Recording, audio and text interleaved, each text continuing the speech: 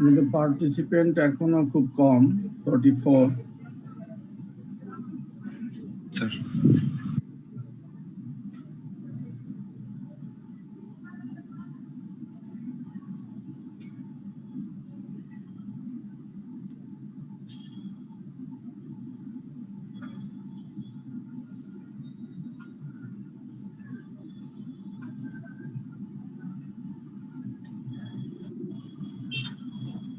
Sir আজকে কি আমরা রেশিও অ্যানালিসিসের প্রবলেম সলভিং করব? জি, আমরা সেকেন্ড প্রবলেমটা মোস্ট প্রবলি কিছু বাকি ছিল, ওগুলো আমরা সলভ করব, তারপরে আমরা নতুন চ্যাপ্টারে চলে যাব। স্যার একটা কোশ্চেন করি। বলুন। স্যার আমরা যে রেশিওগুলো বের করি ওগুলো তো একটা আদর্শ মান থাকে, এগুলোর কম বেশি হলে কি হয় স্যার? এই আমরা তো এগুলো আদর্শ মানটা জানি না, যেমন কারেন্ট রেশিওর একটা আদর্শ মান দেওয়া থাকে। হ্যাঁ, কারেন্ট রেশিওর যেমন আদর্শ মান আছে, কুইক রেশিওর একটা আদর্শ মান আছে, এরকমের সবগুলোতে আদর্শ মান পাবেন না। এগুলো আপনাকে কমেন্টস করার জন্য বা ইন্টারপ্রিটেশন করার জন্য আপনাকে হয়তো দুটো বছরের তুলনা করতে হবে। রেশিও অ্যানালাইসিস মানে হলো তুলনা করা। আপনি গত বছরের চেয়ে এই বছরে আপনার ব্যবসার অবস্থাটা কি রকমের, অথবা অন্য সেম ব্যবসা করে অন্য একটা প্রতিষ্ঠানের সাথে আপনার অবস্থানটা কি রকমের। আমরা শুধু দুইটা কোম্পানির ভিতরে অথবা একই কোম্পানি প্রিভিয়াস ইয়ারের সাথে আমরা তুলনা করার জন্য অবস্থানটা বোঝার জন্য আমরা রেশিওগুলো করি মূলত। স্যার আমাদের রেশিওর পরিমাণটা যদি বেশি হয়, মানে প্রিভিয়াস ইয়ার থেকে, যেমন হচ্ছে 2019 2020, তো 2019 থেকে যদি 2020 এর রেশিওটা বেশি হয় তাহলে আমাদের প্রতিষ্ঠানের অবস্থা স্যার ভালো থাকবে নাকি খারাপ থাকবে? অনেকগুলা বেশি হলে খারাপ, অনেকগুলা বেশি হলে ভালো। এখন বিষয়টা রেশিও, আপনার ভলিউমটা অনেক কম আসছে। অনেক রেশিও বেশি। জি স্যার। আমারটা ইয়েস, হ্যাঁ ঠিক আছে। বলছি যে আগের কথাগুলো শোনা গেছিল নাকি? আস্তে শুনতে পাচ্ছিলাম। আচ্ছা, এখন ক্লিয়ার আছে? হ্যাঁ স্যার, এখন ক্লিয়ার। তো প্রথম যেটা বলতে চাচ্ছিলাম যে অ্যাকচুয়ালি মানদণ্ড বা স্ট্যান্ডার্ড আমরা শুধু দুটো ক্ষেত্রেই দেখেছি, একটা হলো কারেন্ট অ্যাসেট এবং কারেন্ট রেশিও এবং একটা কুইক রেশিও। আর বাকিগুলো সেগুলো আপনাকে তুলনা করতে হবে between your organization for to previous year to current year or among the other institute, যে আপনার ব্যবসা প্রতিষ্ঠানটা কি রকমের, ব্যবসা এখন কেমন চলতে সেটা বোঝার জন্য। তারপর কোশ্চেন করেছেন যে যদি বেশি হয় তাহলে কি ভালো না? বেশি সবসময় ভালো না, আবার কমও সবসময় ভালো না। এটা রেশিওর উপরে ডিপেন্ড করে, কোন যে রেশিওটা আমরা অ্যানালাইসিস করব তার বেশিটা ভালো না কমটা ভালো। এগুলো আমরা যখন থিওরি দিয়েছি তখন আলোচনা করছি, প্লাস হলো গত প্রবলেম 1 যখন আমরা সলভ করছি তখনও আলোচনা করছি, আবার এই প্রবলেম 2 যখন সলভ করব তখন দরকার হলে আবার আলোচনা করব। স্যার আমরা যে কাইসোর অ্যাকাউন্টিং প্রিন্সিপাল বইতে ভালোভাবে দেয়া আছে। জি, মানে এই বিষয়গুলো কাইসোর যে অ্যাকাউন্টিং প্রিন্সিপাল বইটা আছে ওইখানে স্যার খুব সুন্দরভাবে দেয়া আছে। হ্যাঁ, তাহলে সবাই ওখান থেকে ফলো করতে পারেন, কমেন্ট গুলো ওখান থেকে নিতে পারেন, কোনো সমস্যা নেই। স্যার এখানে একটা জিনিস দেওয়া আছে, ইন্ডাস্ট্রিজ এভারেজ আর হচ্ছে পার্ক স্ট্রিট। তো এখানে হচ্ছে আমরা যে রেশিওটা বের করি তারপরে হচ্ছে আপনার ইন্ডাস্ট্রিজ এভারেজ দেওয়া আছে, এটা আমি স্যার বুঝতেছি না এটা আসলে কেন দেওয়া আছে। হ্যাঁ, যদি অনেক সময় মনে করেন সে রিটার্ন অন ইকুইটি, এখন এভারেজ ওখানে দেয়া আছে যে এক্সপেকটেশন ধরেন 15%, and আপনার রিটার্ন অন ইকুইটি আসতো তখন 10%, তখন ওইটার সাথে তুলনা করবেন যে to compare thee given standard it is low rate of return, so that the company doing not so good, কারণ তার রিটার্নটা কম হচ্ছে। রিটার্ন কম মানে হলো তার প্রফিটটা আর্নটা কম হয়েছে, সেজন্য হতে পারে। অথবা রিটার্নটা কম হতে পারে যদি আপনার ক্যাপিটাল হঠাৎ করে বেড়ে যায়। তো ক্যাপিটাল যদি স্থির থাকে, স্ট্যান্ডার্ড মানে ফিক্সড থাকে, ইন দ্যাট কেস যদি কমে যায় সেক্ষেত্রে আপনি বলবেন যে আপনার প্রফিটটা কমে গেছে বিধায় রিটার্নটা কমে গেছে। এইভাবেই আপনাকে প্রতিটা ইসির সাথে তুলনা করে কমান্ডটা পাস করতে হবে। স্যার এটা তো মানে ওনার কথাটা ছিল যে আমাদের যখন পরীক্ষায় আসবে, পরীক্ষায় কি আমরা ওই স্ট্যান্ডার্ড গুলো মনে রেখে কম্পেয়ার করে দেখাবো, নাকি যে আমরা যে দুটা রেশিওর জন্য যে মানে স্ট্যান্ডার্ডটা আমরা জানি, current ratio and quick ratio, ওগুলোর জন্য আমরা স্ট্যান্ডার্ড ইউজ করবো, বাকিগুলোর জন্য আমরা নরমাল ইন্টারপ্রিটেশন যেভাবে করি ওইভাবে করবো? দুটোর জন্য স্ট্যান্ডার্ড ফলো করবেন, আর বাকিগুলো নরমালি পরীক্ষাতে আসলেই 2 বছর আসবে, 2 বছরের সাথে তুলনা করে কমেন্ট করবেন। ওই ক্ষেত্রে আমার ইন্টারপ্রিটেশনের জন্য ইন্ডাস্ট্রি অ্যাভারেজ গুলো মাথায় রাখার দরকার নেই, বাকি মাথায় রাখার দরকার নেই। তারপরে যদি কোশ্চেনে দেয়া থাকে এবং দেয়া 2 থাকে। বছরও যদি দেয়া থাকে, সেই ক্ষেত্রে বলবেন যে ওইটার সাথে যদি তুলনা করি তাহলে আমার সেকেন্ড ইয়ারটা ভালো বা ফার্স্ট ইয়ারটা আমার ভালো। আচ্ছা স্যার। আমরা হরিজন্টাল মেথডে যে বের করি, এটাতে স্যার আসলে সুবিধা কি? আমি তো কিছু খুঁজে পাচ্ছি না, জাস্ট একটু পার্সেন্টেজ বের করতেছে আর কার উপর কত অ্যামাউন্টটা বের করে দিচ্ছে। এটা স্যার আমরা কেন করতেছি হরিজন্টাল? হরিজন্টাল কেন করতেছি?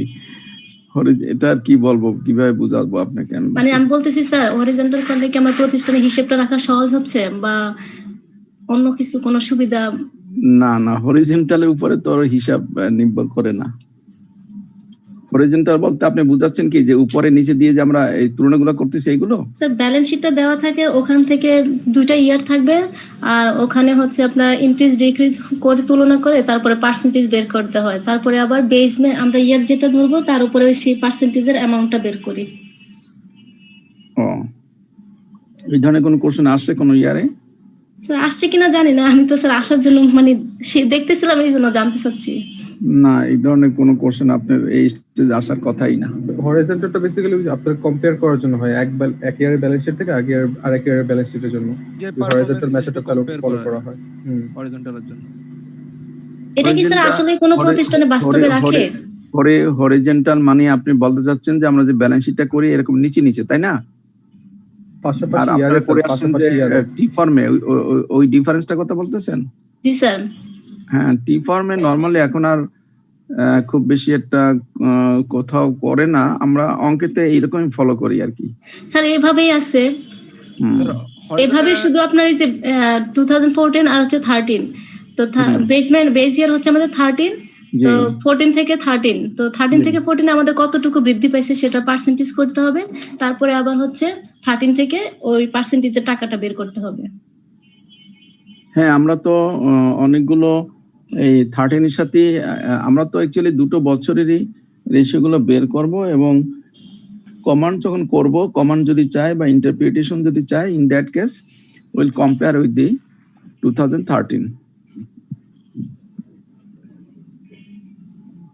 Now we can start. আমরা লাস্ট ক্লাসে কোন রেশিও পর্যন্ত করছিলাম?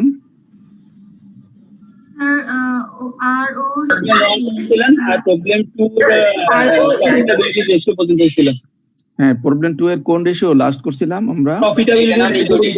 লিকুইডিটি থেকে শুরু হবে আজকে। লিকুইডিটি শুরু হবে। লিকুইডিটি আর একটা নাম জানো কি ছিল? Solvency sir, solvency. সলভেন্সি। তো আমরা আজকে একদিন এক একটা কথা বলবো। আজকে সলভেন্সি রেশিও সলভ করব। ওকে, সলভেন্সি রেশিও প্রথম রেশিওটা কি ছিল? Current ratio. রাইট। তাহলে কারেন্ট রেশিওর সূত্রটা কি? Current asset by current liability. আপনারা যখন অঙ্ক করবেন সবসময় সূত্রটা মনে মনে বলবেন আর কাগজে লিখবেন, তাহলে এগুলো ভুলে যাবেন। প্র্যাকটিসটাই এই রেশিওর জন্য প্র্যাকটিসটাই হলো মেইন থিং, মনে রাখা। কাজে যখন কোনো রেশিও করবেন মনে মনে এই সূত্রটা বলবেন আর কাগজে লিখবেন, তাহলে ভুল কম হবে এবং মনে থাকবে বেশি। তাহলে আমরা কারেন্ট রেশিও করব, উপরে কারেন্ট অ্যাসেট, নিচে আমরা কারেন্ট লায়াবিলিটি দিয়ে ভাগ করে দেখব তার পজিশনটা কি আছে। তাহলে এখানে কারেন্ট অ্যাসেট কত আছে আমাদের? 2013 সালে 1085, 2013 সালে 1085 এবং 758। রাইট। তো এটাকে ভাগ করব কারেন্ট লায়াবিলিটি দিয়ে। লায়াবিলিটি দেখেন কত আছে? Current liability 3639। হ্যাঁ, 3639 হচ্ছে 14 তে এবং 13 তে আছে 758। তাহলে আমাদের রেজাল্ট আসে কত?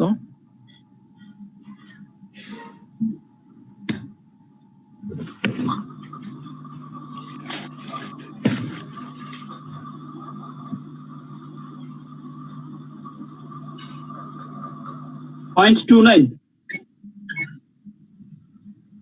0.29 কোন ইয়ারে? স্যার 0.49 0.49 আচ্ছা জি স্যার 0.49 রাইট। 0.49 কে আর কিভাবে বইয়ের প্রকাশ করা যায়? 13 তো হচ্ছে 1.45 না, 0.49 তো রেজাল্ট আসছে, এটাকে আমি অন্য আর কিভাবে বলতে পারি? 2:1 স্ট্যান্ডার্ড, তাহলে স্যার সেটা না, আমরা লিখতে পারি কিভাবে? পার্সেন্টেজ আমরা এটা তো প্রপোর্শন স্যার, অনুপাত স্যার, অনুপাত। মানে আমার 1 টাকা অ্যাসেটে কত টাকা স্যার আমার আসবে স্যার? গুড, তাহলে আমরা লিখতে পারি 0.49:1। অর্থাৎ 1 টাকা যদি আমার কারেন্ট লায়াবিলিটি থাকে, তাহলে আমার কারেন্ট অ্যাসেট আছে 0.49 14তে, এবং 13তে কত রেজাল্ট আসে? 1.45 তাহলে 1.45:1। সবসময় ইস্টু দিয়ে যদি আমরা প্রকাশ করি, তাহলে আমাদের কমান্ডটা করতে হবে, বুঝতেও সুবিধা হবে, কমান্ড করতে ইজি হবে। এখানে কিন্তু পার্সেন্টেজ এর ব্যাপার নাই। সো দেন আমরা বলবো যে 0.49:1 এবং 1.43:1 সেন্স অফ শব্দ আসতেছে,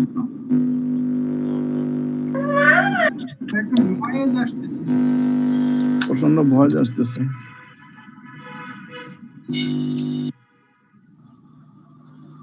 এই আইসিএম কেউ আছেন নাকি?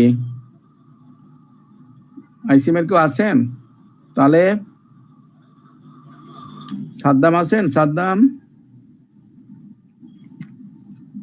ওরা হোস্ট করে যায়নি। ওকে, সবাই কাইন্ডলি একটু আনমিউট করে রাখবেন। তো যেটা বলতেছিলাম যে 0.49, তার মানে হলো এখানে in the year of 13 is the better than 14, but in considering the current ratio মানে হলো কারেন্ট লায়াবিলিটি আমি কত তাড়াতাড়ি আমি যারা কারেন্ট লায়াবিলিটি আছে তাদের সিকিউরিটির বিষয় আর কি। তো এখানে যে 1 টাকা দিয়েছে তার জন্য আমার 14তে আছে মাত্র 0.49, that is not secured. So that যখন 13তে ছিল 1.43, হঠাৎ করে অনেকটাই কমে গেছে, তার মানে হলো এখানে এরপরের থেকে যারা লায়াবিলিটি তারা রিস্ক ফিল করবে, দে আর নট সিকিউরড, তাদের টাকা ফেরত পেতেও পারে নাও পারে, কাজে তারা এখান থেকে তখন সাবধান হয়ে যাবে, কারণ 13 থেকে হঠাৎ করে অনেক কমে গেছে। দ্যাট মিনস হলো সে এখানে এই লায়াবিলিটিটা নিয়ে সে অন্য কোথাও ইউজ করেছে, তার এখানে এটার এগেনস্টে তার ক্যাশ নাই।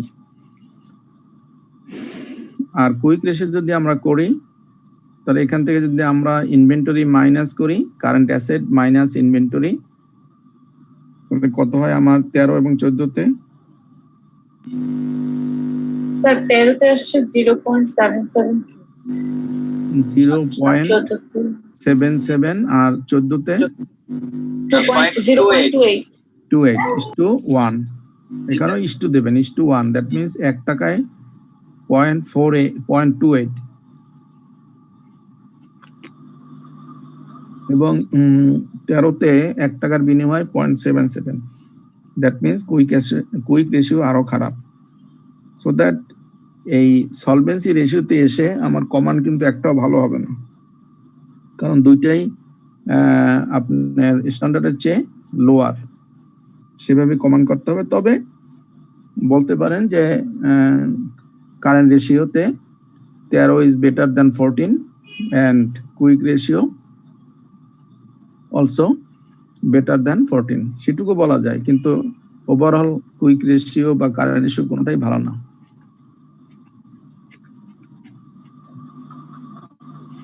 দেন আমরা use of asset or efficiency ratio দেখব। এফিসিয়েন্সি রেশিওর প্রথম রেশিওটাই ছিল আমাদের অ্যাসেট টার্নওভার রেশিও, এবং সেখানে আমরা বলেছি যে অ্যাসেট টার্নওভার টার্নওভার যখনই কথাটা আসে তখনই বুঝতে হবে যে related with sales. Solvency ratio বলতে আমাদেরকে দুইটা রেশিও দিতে হবে না স্যার? ডেট টু কোনটা? অ্যাসেট রেশিও আর হচ্ছে টাইম ইন্টারেস্ট আর্ন রেশিও, এই দুইটা স্যার সলভেন্সি রেশিওর আওতায় থাকে তো স্যার। কোনটা কোনটা? স্যার সলভেন্সি রেশিও বলতে তো ডেট টু অ্যাসেট রেশিও আর একটা হচ্ছে টাইম ইন্টারেস্ট আর্নড, এই দুটো রেশিও। না, আমরা তো সলভেন্সি রেশিও বা লিকুইডিটি রেশিও আমরা দুইটা করেছি, একটা হলো কারেন্ট রেশিও, একটা হলো কুইক রেশিও। স্যার তাহলে যে কায়সা কামালের বইয়ে তো স্যার সলভেন্সি রেশিও দিয়ে, আমি তো বলেছি যে আপনি 100 উপরে রেশিও পাবেন। আমি সব রেশিও বুঝাতেও পারবো না, আমি সব রেশিও করাবো না, সব রেশিওর আমি উত্তরও দিব না। এগুলো আপনারা আরো 2-3টা স্টেজের পরে লাগবে ওগুলো আপনাদের। কাজে যেগুলো আমার না সেগুলো নিয়ে অযথা সময় আমি লস করতে চাচ্ছি না আর কি। আপনারা 5টা বই ঘাটলে দেখবেন 100 উপরে রেশিও পেয়ে যাবেন। আমরা এখানে যতটুকু আমাদের প্রয়োজন আমরা ঠিক ততটুকুই শিখব। এফিসিয়েন্সি রেশিও বা ইউজ অফ অ্যাসেট, এখানে আমরা অ্যাসেট টার্নওভার দেখিয়েছি যে asset turnover ratio is equal to sales revenue divided by total sales or any combination of the asset. আর যখনই আমি বলেছিলাম টার্নওভার কথা যেখানেই আসবে ভাববেন যে related with the sales. Turnover মানেই হলো এখানে sales. So that asset turnover ratio মানে সেলসের সাথে অ্যাসেটের একটা তুলনা। তাহলে আমার সেলস রেভিনিউ এখানে কত আসে, এবং এখানে সেলস বলতে কিন্তু টোটাল সেলস, যদি ক্রেডিট এবং ক্যাশ থাকে দুটোই আসবে। তাহলে এখানে সেলস কত আছে রেভিনিউ আমার? 17,200। 14তে আছে 17,000 আর 13তে আছে 6,200 6,200 ডিভাইডেড বাই, ডিভাইডেড 13তে হচ্ছে যদি টোটাল অ্যাসেট করি, টোটাল অ্যাসেট দিয়েও করতে পারি, অথবা 4,328 13তে, হ্যাঁ আর 14তে আছে 9,934। 9,934, রাইট। এখন টোটাল অ্যাসেট দিয়েও করতে পারি, অথবা আমরা লং টার্ম অ্যাসেট দিয়েও করতে পারি। টোটাল অ্যাসেট দিয়ে করলে জি স্যার, আর আছে 1.43 13তে, আর 14তে আছে 1.71। হ্যাঁ, তাহলে আমরা তার উপরেই কমান্ড করব যে আমার কত হয়েছে, 14তে কত হলো? 14তে আছে 1.71। 14তে কত আসছে আপনার? 1.71। হ্যালো, কথা শোনা যাচ্ছে? স্যার 1.71। 0.71, ফাইন। আর 13তে 1.34, সরি 43। হ্যাঁ 43 1.34। স্যার 1.43। এত ডিফারেন্স হবে কেন? 1.43 তো ঠিক আছে স্যার। সবাই কি টোটাল অ্যাসেট নিয়েছেন? টোটাল জি স্যার, টোটাল অ্যাসেট। ওকে, দুইটাই করতে পারেন, টোটাল অ্যাসেটও করতে পারেন, লং টার্ম অ্যাসেটও করতে পারেন। আর একটা কোশ্চেন, এরপরে আমরা ক্যাপিটাল টার্নওভার করব। Capital turnover means average capital employed by shareholders and lenders. আর হলো তুলনা করব কার সাথে? যেহেতু টার্নওভার সেলস এর সাথে তুলনা করব। তাহলে আমরা capital turnover ratio divided by average capital employed. Average এখানে করা যাবে কিনা? স্যার এখানে এভারেজ করে করা মানে করাটা কঠিন হবে। হ্যাঁ, করতে পারবেন, 14 করতে পারবেন, 13 থেকে আবার একটু ঝামেলা হবে। জি স্যার, আপনি বলছেন যে দুইটা ইয়ার থাকলে এভারেজ না করতে। হ্যাঁ, সেক্ষেত্রে আর সূত্রে লিখবেন না, তাহলে শুধু লিখবেন capital employed by shareholder and lenders, ওইটা লিখে আগাই যাবে নাকি। তাহলে এখানে আপনার কত আসে? 13তে সেলস রেভিনিউ তো ছিল 6,200, আর 14তে ছিল 17,000 ডিভাইডেড বাই 14তে আছে 2.70 আর 13তে আছে 1.74। 1.70। তাহলে এর অর্থ কি? এভারেজ ক্যাপিটাল কত এমপ্লয়েড এখানে? জি, এভারেজ ক্যাপিটাল এমপ্লয়েড 14তে কত স্যার? না 14তে এভারেজ হচ্ছে যে 3,933 প্লাস হচ্ছে যে 2,362। আমরা তো আমরা এভারেজ করতেছি না, কারণ কি অ্যাভারেজ করতে পারবো 14টা আমাদের জন্য খুব সহজ হবে, কারণ 13 এবং 14 দুটো যোগ করে আমরা অ্যাভারেজ করতে পারবো, কিন্তু 13তে গিয়ে আবার অ্যাভারেজ করতে গেলে আমার প্রফিট অ্যাডজাস্টমেন্ট করতে হবে, মানে সময়টা একটু বেশি লেগে যাবে। সেই জন্য আমরা অ্যাভারেজ যেহেতু করবো না আর অ্যাভারেজ লিখবো না, তখন আমরা লিখবো capital employed by shareholders and lenders, দুইজনের মিলে যা হয়। তা আমরা 13তে দেখেছি যে ইকুইটি আছে 3,338, হ্যাঁ, আর আছে ল্যান্ড হচ্ছে 232, রাইট। এই দুটো যোগ করলে হবে কত? 3,570, 3,570। আর 14তে আসবে 6,000, 6,295, রাইট, 6,295। কত যোগ করলে হচ্ছে এটা?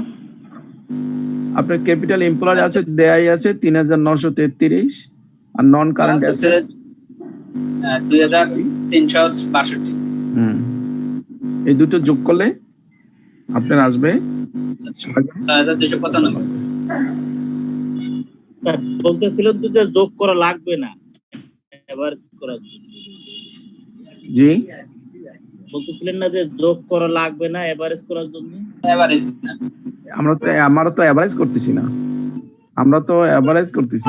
আমরা করতেছি আপনার ওই যে টোটাল ক্যাপিটাল এমপ্লয়েড বাইট করতেছি, আমরা তো অ্যাভারেজ করতেছি না। তো টোটাল ক্যাপিটাল এমপ্লয়েড হচ্ছে ইকুইটির সাথে আপনার non assets, non current liability, that means long term liability বা লং টার্ম ডেট যোগ করেছি। সেজন্য এখানে হয়েছে 6,295 আর হলো 3,570, দ্যাট মিন্স 2.7:1, মানে 1 টাকা ক্যাপিটালে আপনার রিটার্ন আসতেছে 2.7 14-এ, আর 13-এ আসতেছে 1 টাকার বিনিময়ে 1.7। So that we can say that the 2014 is better than 13, তাই না? 1 টাকার সাথে যদি আমি তুলনা করি সেই ক্ষেত্রে অবশ্যই 14 ভালো, রিটার্নটা ভালো দেন 13-র চেয়ে। দেন আমরা কি করব?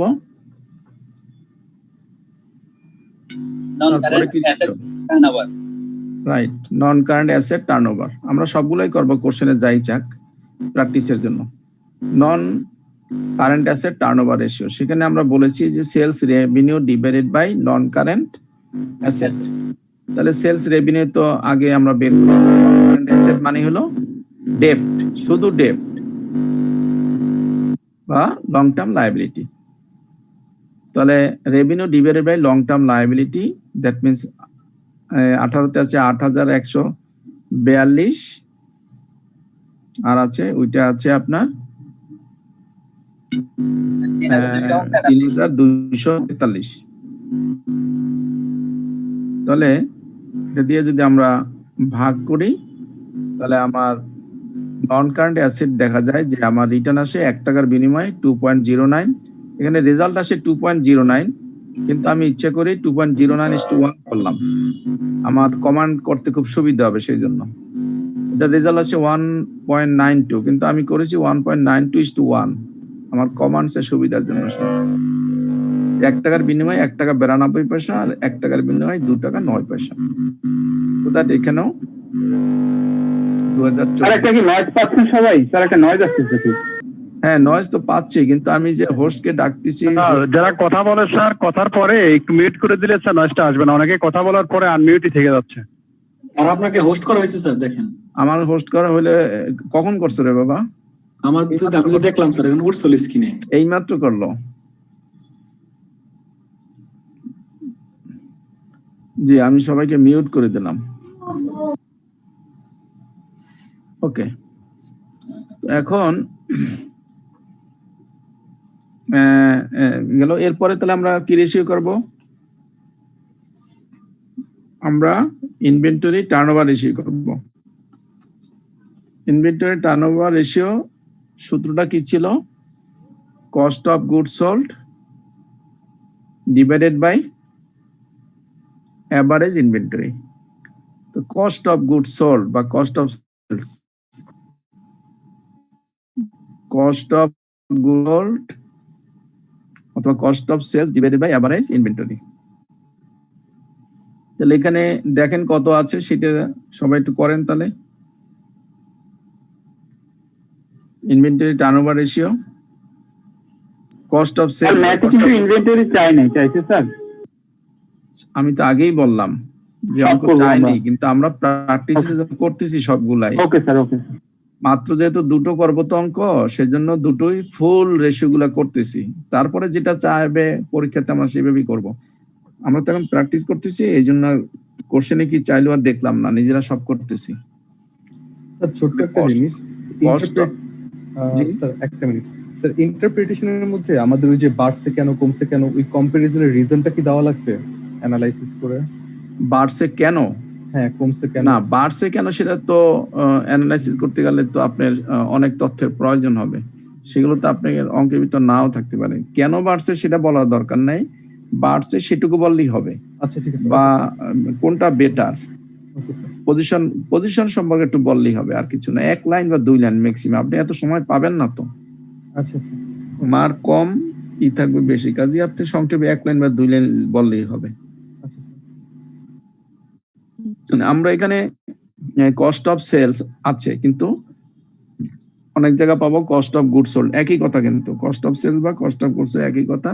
তাহলে এখানে হলো 13,200 আর হলো 5,064। এখানে মাইনাস দেওয়া অর্থ এই না যে এটা মাইনাস ফিগার, অনেকে আবার এই জিনিসটা ভুল না করেন। এখানে মাইনাস দেওয়ার অর্থ হইলো রেভিনিউ থেকে মাইনাস হবে আর কি, সেটা বোঝানোর জন্য।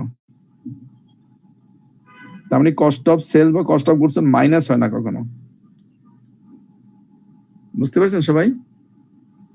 এখানে কিন্তু ব্র্যাকেট দেয়া, আপনারা আবার সূত্রের সময় ব্র্যাকেট দিয়ে নিয়েন না, তাহলে কিন্তু আপনার রেজাল্ট আসবে মাইনাস। আমি স্যার নিজে কনফিউশন হয়ে গেছিলাম ব্র্যাকেট দিয়ে সেলস না, এটা হলো মানে ব্র্যাকেট ইচ্ছা করেই দিয়েছে যে এটা যখন আপনি ইনকাম স্টেটমেন্ট করবেন সেলস থেকে মাইনাস হবে আর কি। কস্ট তো কখনো মাইনাস হয় না। তাহলে আমরা কস্ট অফ সেলস আছে 2 বছরই, আমরা যদি তুলনা করি তাহলে রেজাল্ট আসে কত? 14তে আসে হচ্ছে যে 17.41 আর 13তে আসে 10.1। ইনভেন্টরি ফিগারটা একটু এইটা কি আপনি যে বললেন যে 17 কত বলছেন? 17.41 টাইমসে কনভার্ট করতে হবে স্যার। Times, right. 17.41 মানে টাইমস। হ্যাঁ, আর ওইটা ছিল 10.12 দ্যাট ইজ টাইমস। টাইমস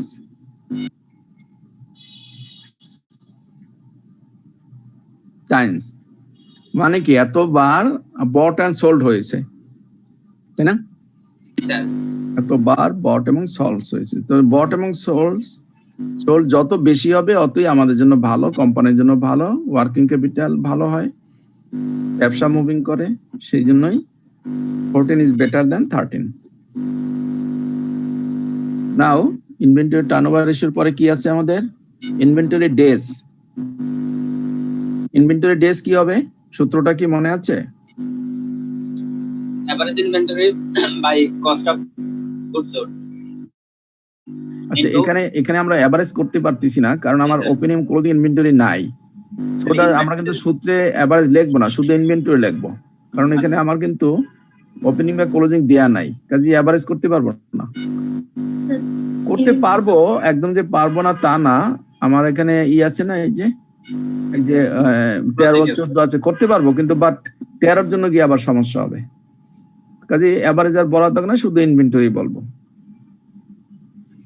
তাহলে আমাদের ইনভেন্টরি ডেজ কতদিন আসে দেখেন। স্যার ডেজকে তো ইনভেন্টরি টার্নওভার দিয়ে 365 কে ভাগ করলে ইনভেন্টরি ডেজ বের হয়ে যাবে। যেভাবে পারেন, আমি সূত্র দিয়েছি আপনাদের জন্য, যেভাবে জিনিসটা হলো উল্টা, তাই না?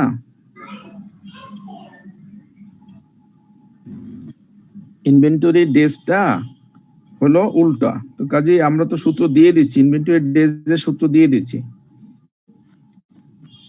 সেখানে কি বলছিলাম আমরা, মনে আছে কারো? সেখানে বলেছিলাম যে inventory divide by cost of sales, just ওটার উল্টা ইনটু 365 বলছিলাম।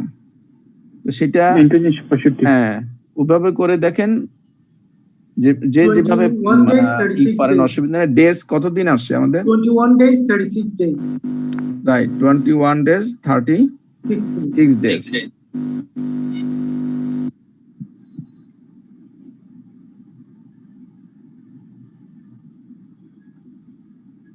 রাইট, 21.90 days 36.50 days, তার মানে এটা 37 days হবে, এটা 22 days হবে।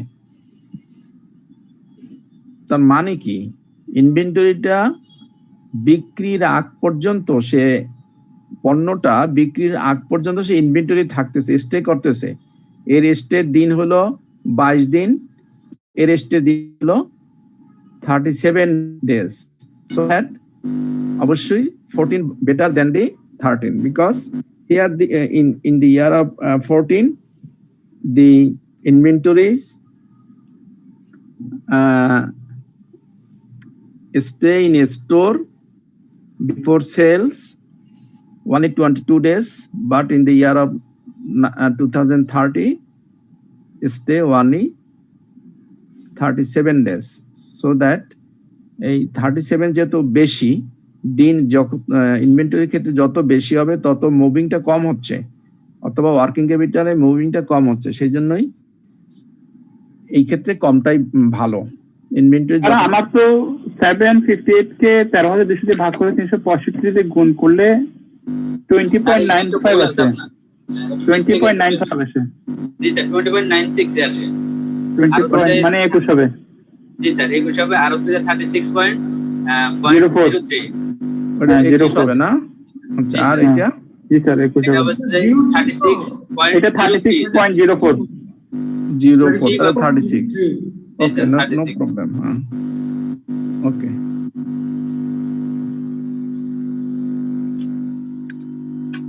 টিচাররা তো একটু ভুল করবি, এটা ধরার জন্যই তো স্টুডেন্টরা থাকবে। ওকে, তাহলে আমরা এটা করে ফেললাম। নাও আমরা এরপর কোন রেশিও করব? Receivable collection period. Right, receivable collection period বের করেন সবাই। Trade receivable divided by revenue from credit sales বা ক্রেডিট সেলস। তো ক্রেডিট সেলস তো আমার নাই, শুধু সেলসই আছে, সো দ্যাট এইটাই নেব। এখানে বলা নাই ক্রেডিট না ক্যাশ। না একটু ইয়ার প্রেশার মানেন না, না কেমন যেন ভ্যাপসা ভ্যাপসা গন্ধ ঢুকলেই, তাই না? সকালেও এই সেম ইয়েটা পাইলাম। হ্যান্ড ওয়াশটা কোথায়? হাত ধোয়ার ইয়ে বাইরে না? হ্যাঁ,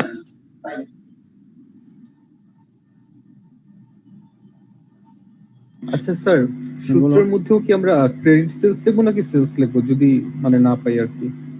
ক্রেডিট সেলস যদি না দেওয়া থাকে, যদি না পান তাহলে শুধু সেলস লিখবেন বা রেভিনিউ লিখবেন। এখানে কোশ্চেনে যেভাবে থাকবে যেটা দেওয়া আছে সেটাই বসাই দিব। সেটা বসালে আপনার জন্য সুন্দর হয়, ভুল হবে না, এবং মানে ভুল হওয়ার সম্ভাবনা কম থাকবে। আবার লিখলেন সূত্র একরকমের, কিন্তু আপনি বসানোর সময় আরেক রকমের বসালেন, তখন আবার আপনাকে নোট দিতে হবে। ওকে, আপনি যদি এখানে মনে করেন যে আপনি লেখেন যে credit sales, revenue from credit sales, তাহলে এখানে তো ক্রেডিট কোনটা বলা নাই, তখন আপনাকে নোট দিতে হবে assume that the revenue means the credit sales বা ক্রেডিট রেভিনিউ। আমি ডিরেক্টলি রেভিনিউ বসাই দেব এখন। তাহলে শুধু রেভিনিউ বসাবেন, সেই ক্ষেত্রে সেটাই বলছি, ইনটু 365, 365 দিন, যেহেতু ওখানে রিসিভেবল কালেকশন পিরিয়ড আছে বা ডেজ আছে। তাহলে 14তে কত দিন আসে আর 13তে কত দিন আসে? 14 আসছে 19 ডেজ, আর হচ্ছে 13 আসছে 28। হ্যাঁ, 13তে আসে, 13 আসছে আমার 28। কিভাবে ভাই? স্যার 17 আর 11 আসে স্যার। স্যার 17 এবং 11। হ্যাঁ, তাহলে তো ঠিক আছে আমার কাছে মনে হয়। আপনি ভুল করেছেন মনে হয়। স্যার আমি দেখতেছি। দেখেন এখানে 195, এখানে 394। এটা হলো 17 আছে, ওইটা 11 ধরা যায়। 11 ধরা যায়, 17 আর 11। তাহলে এখানে দেখেন যে receivable collection period that or receivable days, অর্থাৎ আপনি বিক্রির পরে মানুষের কাছ থেকে টাকা আদায় করার বিষয়টা এখানে বোঝাচ্ছে। তাহলে আপনি 13তে আদায় করতেছেন 11 দিনের ভিতরে, 11 দিনের মধ্যেই বা 11 দিন পর পরে আদায় হচ্ছে, আর এখানে 17 দিন লাগতেছে। সো দ্যাট এই ক্ষেত্রে এই রিসিভেবল কালেকশনের ক্ষেত্রে 13টা ভালো, 2013 বেটার। আবার এখানে আরো একটা জিনিস দেখা যাচ্ছে, আরো একটা গুড পয়েন্ট, সেটা 2 বছরের জন্যই। সেটা হলো যে ওরা কেউই হয়তো ডিসকাউন্ট নিতে পারতেছে না। হ্যাঁ, আপনি ফুল টাকায় পাচ্ছেন, ডিসকাউন্টটা ওরা রিসিভ করতে পারতেছে না, কারণ ডিসকাউন্ট নর্মালি 8 থেকে 10 দিন থাকে। তো এখানে হলো 11 দিন এবং 7 ডেজ। সো দ্যাট এখানে বোঝা যাচ্ছে যে ডিসকাউন্টও তারা এনজয় করতে পারতেছে না, কোম্পানি অল্প সময়ের মধ্যে তার ফুল টাকাটাই পেয়ে যাচ্ছে। It is good sign. Then payable period, payable সেক্ষেত্রে আমরা বলছিলাম যে payable means Trade payable divided by cost of sales or purchase. cost of sales or purchase, যেটা আমার কাছে অ্যাভেলেবেল থাকবে আমি সেইটাই নেব। অনেক সময় কস্ট অফ সেলসও থাকতে পারে, অনেক সময় পারচেজও থাকতে পারে। যেটা অ্যাভেলেবেল আমি সেইটাই নেব। এখানে দেখুন পারচেজটা কিন্তু নাই, তাই না? আছে নাকি? না, না স্যার নাই, পারচেজ নাই। কাজে সূত্রে কিন্তু আমরা পারচেজ দিয়ে দিচ্ছি। আবার কোনো অঙ্কে হয়তো আপনাকে কস্ট অফ সেলস দেবে না, পারচেজ দেবে, যেখানে যেটা পাবেন। সেই জন্যই বলছি যে payable related with the purchase আর কস্ট অফ সেলস। তাহলে এখানে যেহেতু পারচেজ নাই, তাহলে আমরা কস্ট অফ সেলসই নেব। আর ট্রেড পেয়াবেল তো আমি ব্যালেন্স শিটে পাবো। সেখানে এই যে এখানে আমার বলাও আছে ট্রেড এন্ড আদার পেয়াবেল। এখানে আবার সেগ্রিগেট করা নাই যে আদার কতটুকু আর ট্রেড কতটুকু। কাজে যেহেতু সেগ্রিগেট করা নাই, আমরা টোটালটাই নেব।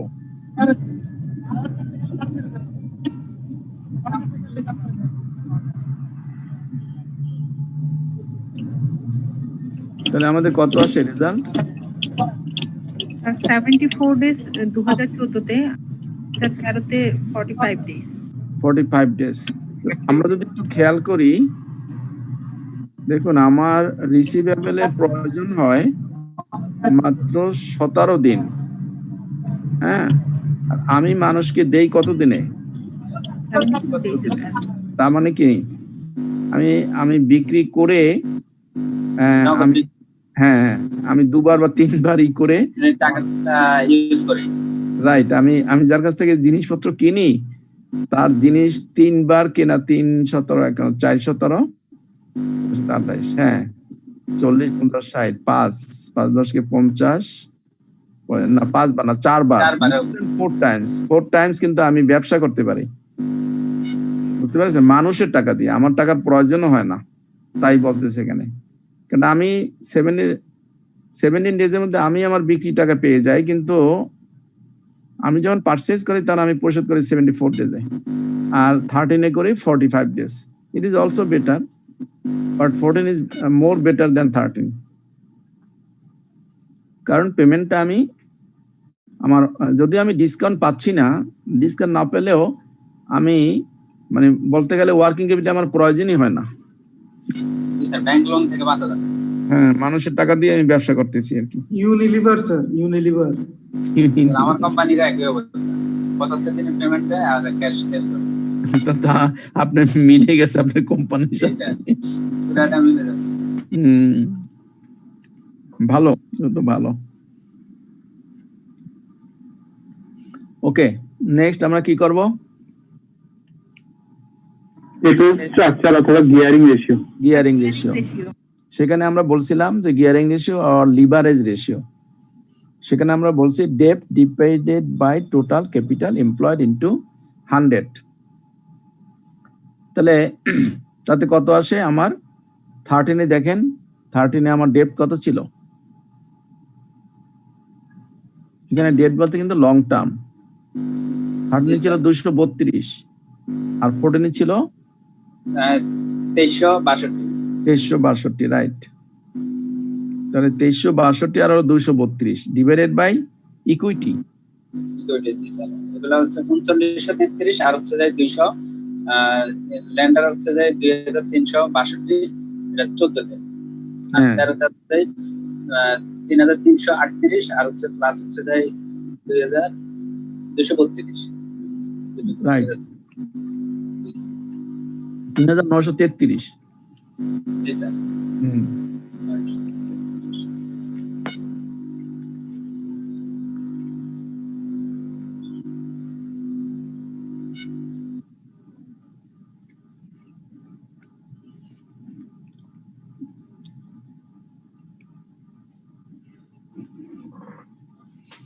আমরা এটাকে দুভাবেই কিন্তু আমরা করতে পারবো।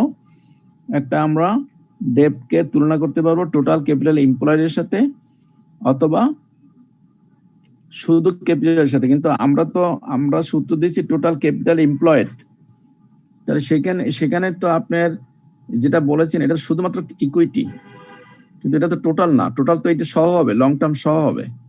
ল্যান্ডারটা আনা হচ্ছে স্যার।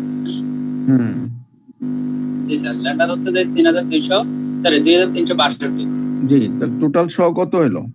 টোটাল হচ্ছে যে 6295। জি, আর হচ্ছে 2013 হচ্ছে যে 3570। Right sir. এক বছরের জন্য করলে তো আমরা এভারেজ করে করতাম, তাই না স্যার? যদি এক এক বছর যদি হয় ওপেনিং করলে, যদি একবার এভারেজ করার সুযোগ তাহলে এভারেজ করবেন, আর সুযোগ না থাকলে দুটো যোগ করে করবেন আর কি, যেটাকে আমরা। তাহলে আমাদের গিয়ারিং রেশিও 14 এবং 17 কত আসলো? 16 আসলো, 13 আসলো 6% এবং 16 আসছে 37.25। জি স্যার, মানে 38 আর হলো 6। তাহলে আমরা ইসের অনুপাতে আমাদের ক্যাপিটালের উপরে যে রিটার্ন, টোটাল ক্যাপিটালের উপরে যে রিটার্ন, সেটা মোর বেটার দ্যান 13। এটা হলো 6% আর এর 38%, সেটা অনেক বেশি। এরপরে আমরা করব ডেপ্ট ইকুইটি রেশিও, মানে হলো ডেপ্ট ডিভাইডেড বাই ইকুইটি। ইকুইটি বলতে এখানে শুধুমাত্র ওনার্স ইকুইটি আর শুধুমাত্র ডেপ্ট। লোনের সাথে আমার মালিকের টাকা এবং লোন এই দুইটা তুলনা করতেছি। তাহলে আমার ওখানে ছিল 3933 ছিল ইকুইটি 14-তে, আর 13-তে ছিল 3338, আর ডেপ্ট ছিল 2362 আর হলো 232। তাহলে ডেপ্ট ডিভাইডেড বাই ইকুইটি, তাহলে আমার রেশিও কত আসে? 60। 14-তে 60 মানে হলো 60.1, তাই না? 60.1। সরি, এটা কি রাউন্ড 60 আসছে? আমার 60 করছিলাম আমি, ক্যালকুলেশন আমি দেখি আবার ট্রাই করি। আচ্ছা 60 রাখলাম, আচ্ছা 60 থাকলো, অসুবিধা নেই, রাউন্ড করলাম। তাহলে 60 মানে 60% মানে হলো 60.100 টাকা যদি আপনার ক্যাপিটাল হয়, তাহলে 60 টাকা হলো আপনার ডেপ্ট। আমরা এই জন্য যখনই কিছু কিছু রেশিও আমরা এইভাবেই লিখবো, পার্সেন্টেজে না লিখে ইস্টুতি দিয়ে লিখবো, তাহলে আমাদের কমান্ড করতে খুব সোজা হবে। অর্থাৎ 60 টাকা হলো আমার ডেপ্ট আর 100 টাকা হলো আমার ইকুইটি। এখন যদি আমি আরো কমাই, তাহলে এখানে আমি বলতে পারি যে 6:10 অথবা বলতে পারি 3:5। তাহলে 3:5 যদি আমি বলি, তাহলে বোঝা যাবে যে 5 টাকা যদি আমার ইকুইটি হয়, তো 3 টাকা হলো আমার ডেপ্ট। স্যার এটা 3:2 লিখতে গেলে কি ওই স্টেপ বাই স্টেপ কমে ওয়ার্কিং করে দেখাতে হবে না একবারে লিখতে হবে? 60:100 এইটা লিখে পরে সরাসরি চলে যাবেন, অসুবিধা নেই। কারণ ওইটা আপনার 20 দিয়ে যদি করেন, তাহলে এটা 3 হবে, ওটা 20 দিয়ে ভাগ করলে 5 হবে, তাহলে সরাসরি করতে পারেন 3:5। আর এটা পার্সেন্টেজে থাকলে স্যার বোঝা যায় যে আমার 60% হলো স্যার ডেট, তার মানে ইকুইটি হলো স্যার 40%। হ্যাঁ বোঝা যায়, কিন্তু এরকম পাশাপাশি দেখলে আপনি অনেক সময় অনেক জায়গায় এই ধরনের রেশিও পাবেন, তো তখন আবার ওই পার্সেন্টেজ না পাই এইভাবে পাবেন। সেই জন্য আমরা দুইটাই প্র্যাকটিস করতে, যেভাবেই থাকুক আমরা জানি বুঝতে পারি আর কি। দেন আমাদের লাস্ট ওয়ান হলো সিকিউরিটি রেশিও। সেটা আমরা বলেছিলাম যে operating profit divided by interest payable on long term loan. তাহলে সেটা কি আছে আমাদের? অপারেটিং প্রফিট আছে আর লস অপারেটিং প্রফিট 14 সালে 13 সালে লস হয়েছে। হ্যাঁ অপারেটিং প্রফিট আছে, আর 14 তে প্রফিট হচ্ছে, 13 তে লস হয়েছে। হ্যাঁ রাইট। তো divided by interest payable on long term loan. Interest payable on long term loan আছে স্যার, একটা বের করছিলাম। Interest payable on long term loan তার মানে হলো এই ফাইনান্স কস্ট ইনকাম স্টেটমেন্টে ফাইনান্স কস্ট যেটা ওটা হবে, ফাইনান্স কস্ট যেটা সেটা পাইছি স্যার। আচ্ছা তাহলে সেটা কত? সেটা হচ্ছে 45 আছে 14 তে 13 তে, আর 340 আছে 14 তে। আমরা এখানে দেখছি 340 14 তে ইন্টারেস্ট কভারেজ ও প্রফিট তো ঠিকই আছে। হ্যাঁ প্রফিট তো ঠিকই আছে 78 আর 560 345। তাহলে এখানে আসে 1.6 টাইম আর এখানে আসে মাইনাস 1.7 টাইম। আর এখানে ওই ফাইন্যান্স কস্টটাকেই আমরা ইন্টারেস্ট হিসেবে কাউন্ট করব না স্যার? রাইট, ফাইন্যান্স কস্টটাকে অন্য ভাষায় ইন্টারেস্ট বলা হয়। Okay sir, clear sir.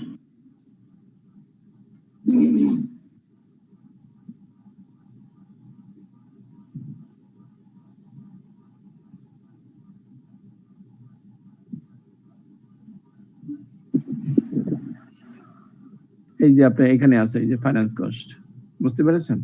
Finance কস্টই মানে হলো ইন্টারেস্ট।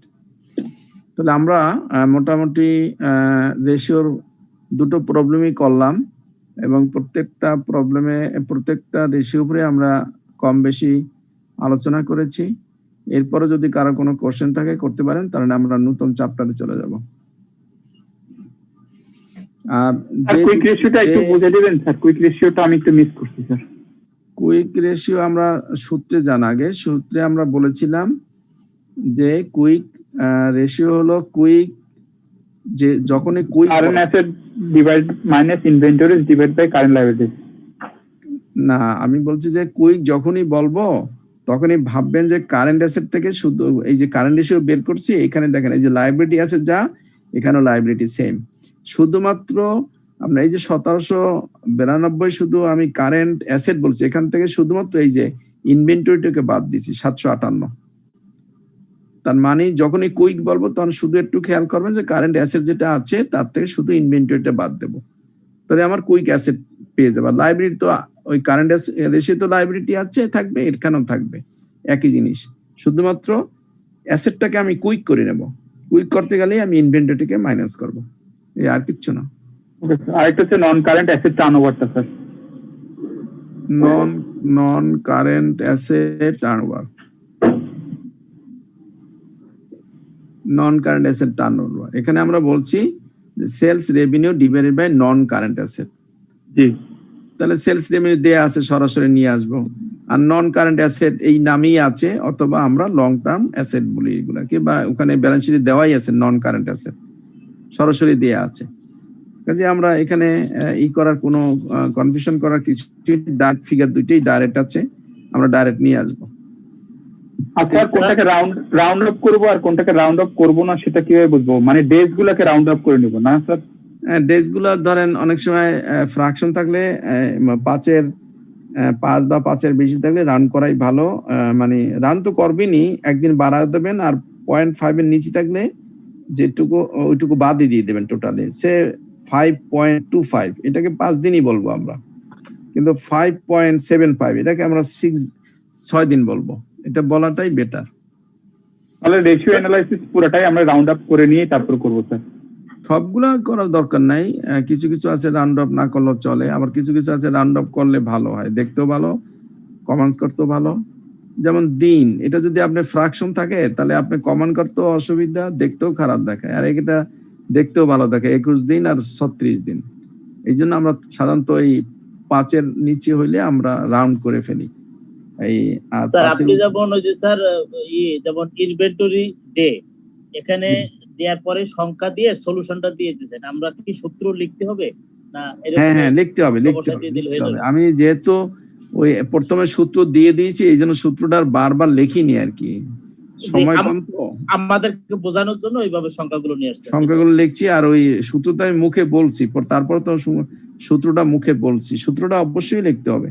তা না হলে যিনি খাতা দেখেন উনি কিন্তু জানলো উনি মনে করবে যে উনি জানে না। হ্যাঁ, কিন্তু আপনি যদি লেখেন তাহলে উনি কনফার্ম হবে যে আপনার কারো না কারো খাতা দেখে লিখেছেন। সেজন্য সূত্র দেখে ফিগার লেখাটা উত্তম। স্যার সিকিউরিটি রেশিওটা একটু দেখি স্যার। কোন ratio? Security ratio last one ছিল আমাদের মনে হয়। জি স্যার একদম। তো লাস্ট ওয়ান আমরা এখানে একটু সিরিয়ালটা আকপিস করে ফেলছি। এই যে সিকিউরিটি রেশিও হলো অপারেটিং প্রফিট, এটা ছিল অপারেটিং প্রফিট 2 বছরের। আর ডিভাইডেড বাই কি দিয়ে ভাগ করব? Interest payable on long term loan. And interest payable সরাসরি নাই, আছে আমাদের ফাইন্যান্স কস্ট। ফাইন্যান্স কস্টই মানে হলো ইন্টারেস্ট। এই যে এখানে আছে ফাইন্যান্স কস্ট। এই ফাইন্যান্স কস্টটা কি আমরা বলি ইন্টারেস্ট। 340 আর 45। এটা তো পেয়েবল না। হ্যাঁ পেয়েবল তো একটা তো। জি স্যার, পেয়েবল হলে তো ব্যালেন্স শিটে আসে, তাই না? আমাদের তো বেসিক্যালি এই অঙ্কটার জন্য আমরা এটা বের করতে পারবো না, মানে পারবো, আমরা নোট দেবো। এই যে এখানে আছে যে আদার পেয়েবল। পলিথিন দিও না, চকলেটগুলো বের করে দিও। এই যে আদার পেয়েবল বলা আছে না। আচ্ছা। আমরা যখন ট্রেডে করছি তখন অ্যাসিউম করেছি যে এটা শুধুমাত্র ট্রেড পেয়েবল, রেশিও এইভাবে করতে হবে। আবার যখন ওখানে গেলাম তখন এইটুকুর মধ্যে ধরে নিয়েছি যে ওইটুকুই আদার পেয়েবল হিসেবে ওইটুকুই আছে। তাহলে কি আমাদের স্যার নোট লেখাটা উত্তম, তাই না? একটা ছোট। তা তো বটেই।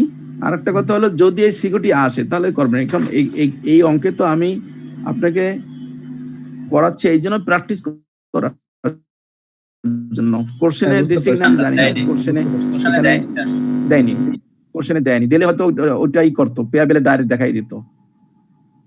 দিলে হয়তো পেয়াবেলে ডাইরেক্ট দেখাতো, যেহেতু দেয়নি ওই জন্য আর পেয়াবেল ভাঙে নাই। কিন্তু আমি প্র্যাকটিসের জন্য করাচ্ছি, আর কিছুই না।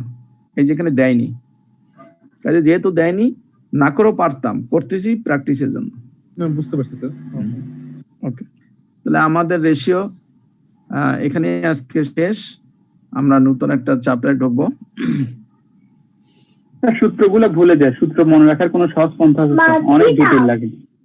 সূত্র মনে রাখার উপায়টা আমি বেশ কয়েকবারই বলছি যে একটু প্র্যাকটিস করতে হবে। আর আপনি যখনই অঙ্ক করবেন তখনই মনে মনে সূত্রটা করবেন, বলবেন আর কাগজ কলমে লিখবেন। তার মানে সূত্র কখনোই আপনি মনে থাকবে না। আমাদেরও এখনো মনে থাকে না, অনেক সময় মিক্সচার হয়ে যায়। সো দ্যাট যত লিখবেন এবং যত করবেন অত আপনার অটোমেটিক কলমে চলে আসবে। একটু ভুল লেখলেই দেখবেন কলম থেমে যাবে। এটা একটু প্র্যাকটিস, রেশিওটা একটু প্র্যাকটিস না করলে মনে থাকবে না। শুধুমাত্র মুখস্থ করে হলে গেলে দেখবেন যে আপনি ভুলে যাবেন। অবশ্যই প্র্যাকটিস করতে হবে। ধন্যবাদ স্যার। তো আমরা রেশিও থেকে বের হয়ে যাচ্ছি।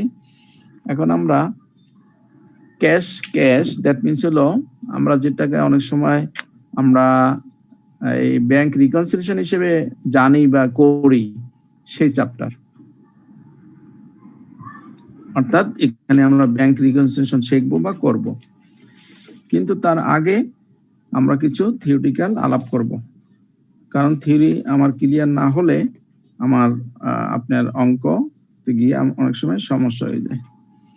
এখানে ইন্টারনাল কন্ট্রোল বলতে কি বোঝায়? ইন্টারনাল কন্ট্রোল অ্যান্ড ক্যাশ আমরা বলেছি যে ইন্টারনাল কন্ট্রোল। জি স্যার বলুন। আগামী বৃহস্পতিবারে ক্লাসটাই 8টার সময় একটু রাখেন তো স্যার, কারণ বৃহস্পতিবারে রাস্তাঘাট জ্যাম থাকে তো, ওই রাস্তাঘাটে ক্লাসটা করা কষ্ট হয়ে যায়। এটা আমার কোনো অসুবিধা নাই। আপনারা তাহলে সাদ্দাম মিয়ার সাথে যোগাযোগ করে, যেহেতু এটা আগের থেকে শিডিউলটা নিতে হয়, সব টিচারের তো টাইম ফিক্সড করা, একটু 2-3 দিন আগে। বললাম জি এই জন্য এখন যদি বলে দিতেন আপনার একটা বলা আর আমাদের বলার মধ্যে ডিফারেন্স আছে, ওরা মনে করবে যে স্যার না বৃহস্পতিবার দিন রাস্তাঘাট জ্যাম। আমরা যেহেতু আমি আজকের ক্লাসটা আমি শিফট করেছি, তো বৃহস্পতির ক্লাসটা আপনারা শিফট করেন। বৃহস্পতিবার বিজনেস ম্যাথ ক্লাস আছে 8টা। ও বিজনেস ম্যাথ নাকি আছে আবার 8:30টায় বলতেছে। ও ওইটাই চেঞ্জ করতে, সেটা চেঞ্জ করতে হলে আপনারা আপনাদের তরফ থেকে কথা বলতে হবে সাদ্দাম ভাইয়ের সাথে, আমার কোনো অসুবিধা নেই। The internal control consists of the plan of organization and all the related methods and measures adopted with business to safeguard its asset from employee theft, robbery, and unauthorized use. Enhance the accuracy and reliability of its accounting records. আমরা internal control and ক্যাশের কথা বলছি এবং internal control কথা বলছি। তাহলে কেন প্রয়োজন ইন্টারনাল কন্ট্রোল? ইন্টারনাল কন্ট্রোল বলতে কি বুঝি, কেন করি? তাহলে আমরা বলছি যে সেফগার্ডস ইজ অ্যাসেট। এখানে অ্যাসেট বলতে কিন্তু ক্যাশকে বোঝাচ্ছে। ফ্রম এমপ্লয়ি থেফট, অনেক এমপ্লয়িরা চুরি করে নিয়ে যায়। যেমন আমার এক এমপ্লয়ি মাত্র 63 কোটি টাকা চুরি করে নিয়ে গেছে। তো সেরকমের কোন এমপ্লয় যদি চুরি করে নিয়ে যায়, সেজন্য সেই সেফগার্ডের জন্যই আমাদের ইন্টারনাল কন্ট্রোল দরকার। রবারি মানে ডাকাতি যদি হতে পারে, সেজন্য আমার দরকার। আমার একটা যদি সেলফে থাকে বা আগুনে যদি পুড়ে না যায়, এই ধরনের যদি আমরা সেফ টাকা রাখতে পারি, তাহলে আমার safe side. And unauthorized use মানে হলো অনৈতিকভাবে যদি আপনি সেখান থেকে টাকা আত্মসাৎ করেন, সেগুলো। Enhance the accuracy and reliability of its accounting records. অর্থাৎ যদি আপনার এই ইন্টারনাল কন্ট্রোলগুলো যদি আপনার ভালো থাকে, তাহলে enhance the accuracy and reliability, মানুষ আপনার অ্যাকাউন্টসকে তখন বেশি বিশ্বাস করবে, আপনার অ্যাকাউন্টসের উপরে তাদের আস্থা আসবে এবং তারা ইনভেস্ট করবে। আমাদের যেই দেখেন যে অনেক শেয়ার মার্কেটে অনেকগুলো কোম্পানির শেয়ার আছে, কোন কোম্পানির শেয়ার দেন 10 টাকার শেয়ার 800-900 টাকাও হয়ে যায়, আবার কোন কোম্পানির 10 টাকার শেয়ার 2 টাকাও আছে, 1 টাকাও আছে। তো এইগুলার ডিপেন্ড করে enhance the accuracy and reliability. যদি কোম্পানি দেখে তখনই মনে করে ওই কোম্পানির অ্যাকাউন্টস তো ভুয়া, ওর মধ্যে কোনো অ্যাকুরেসি নাই। হ্যাঁ, সেই জন্যই যেই কোম্পানি যত ইন্টারনাল কন্ট্রোল প্রসিদ্ধ হবে বা ভালো হবে, তার তত অ্যাকাউন্টসের অ্যাকুরেসি এবং অ্যাকাউন্টসের রিলায়েবিলিটি বেড়ে যাবে। স্যার একটু ইন্টারাপ্ট করলাম স্যার। সাদ্দাম ভাই মনে হয় ভুলে আমাদের ব্যাংক রিকনসিলিয়েশনের থিওরি সেশনগুলো পাঠাই দিছে, মানে লেকচারটা, কিন্তু এই 17 এর লেকচারটা দেয়নি। এই ইন্টারনাল এডিটেড 17 আর 18 আমরা পাইনি। ম্যাথ দিয়েছে দুইটা ম্যাথ দিয়েছে, বাট এই থিওরিটা পাইনি আমরা। ম্যাথ পাইছি স্যার। ব্যাংক রিকনসিলিয়েশন পাঠাই দিয়েছে, কিন্তু 17-18টা দেয়নি। না ঠিক আছে ওটা পাইনি। আজকে দিছে, আজকে দিছে এটা না, এটা দেয় না, আজকে অন্য দুইটা দিছে, ভুলে অন্য দুটো দিয়ে দিয়েছে স্যার। ম্যাথ দিয়েছে, শুধু থিওরিটা দেয় না আর কি। ব্যাংক রিকনসিলিয়েশনের প্রবলেম দিয়েছে আর মানে ইয়াটা দিয়েছে, কিন্তু এগুলো দেয়নি। আচ্ছা, এই সাদ্দাম আছেন নাকি? সাদ্দাম আইসিএম কেউ আছেন? আচ্ছা দেখি স্যার। ওই যে এই কে তালেব নাকি? আসি স্যার। তালেব ভাই, ওই যে এই যে আজকে যে থিওরি পড়াচ্ছি 17-18, এটা নাকি সেন্ড করা হয় না বলতেছে। হ্যাঁ স্যার, একটু স্যার সাদ্দাম ভাই, এখন ক্লাস মেইল করা হয় নাকি স্টুডেন্টদের? হ্যাঁ স্যারের ক্লাস ওই যে G1 17 এবং 18। হ্যাঁ G1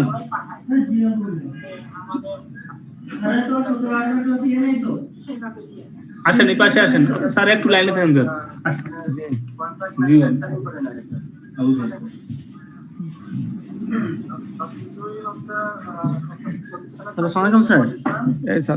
ওই স্টুডেন্টরা বলতে আছে যে সেশন আজকে যে 17-18 এই সেশনটার এই থিওরিটা এই যে আমি স্ক্রিনে আছে, এটা নাকি দেওয়া হয়নি বলতেছে।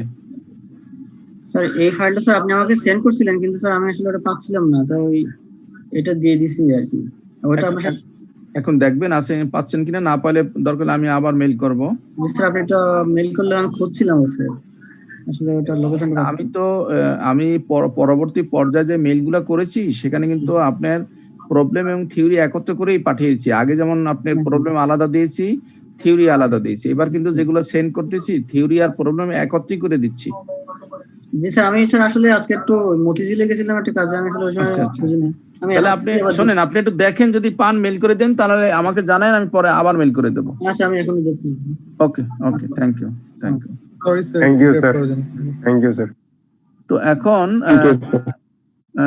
ইন্টারনাল কন্ট্রোল গেল, এখন হলো principle of internal control over cash.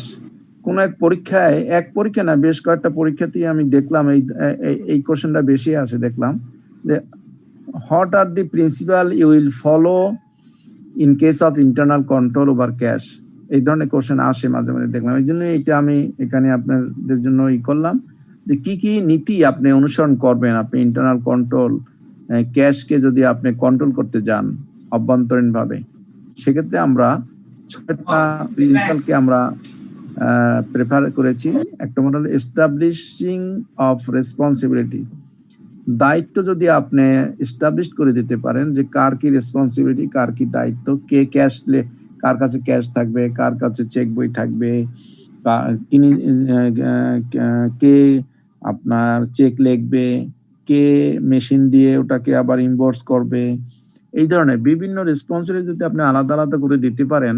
বিশেষ করে যিনি চেক লিখবে তার কাছে যদি চেক বইটা না থাকে, তাহলে সব থেকে বেশি সেফ সাইডে থাকলেন আপনি। আরেকজনের কাছে যদি চেক থাকে, যার কাছে চেক আছে সে লিখতে পারবে না, এবং যিনি লিখবেন তাকে লিখতে হলে যার কাছে চেক আছে তার কাছ থেকে চেক নিয়ে লিখতে হবে।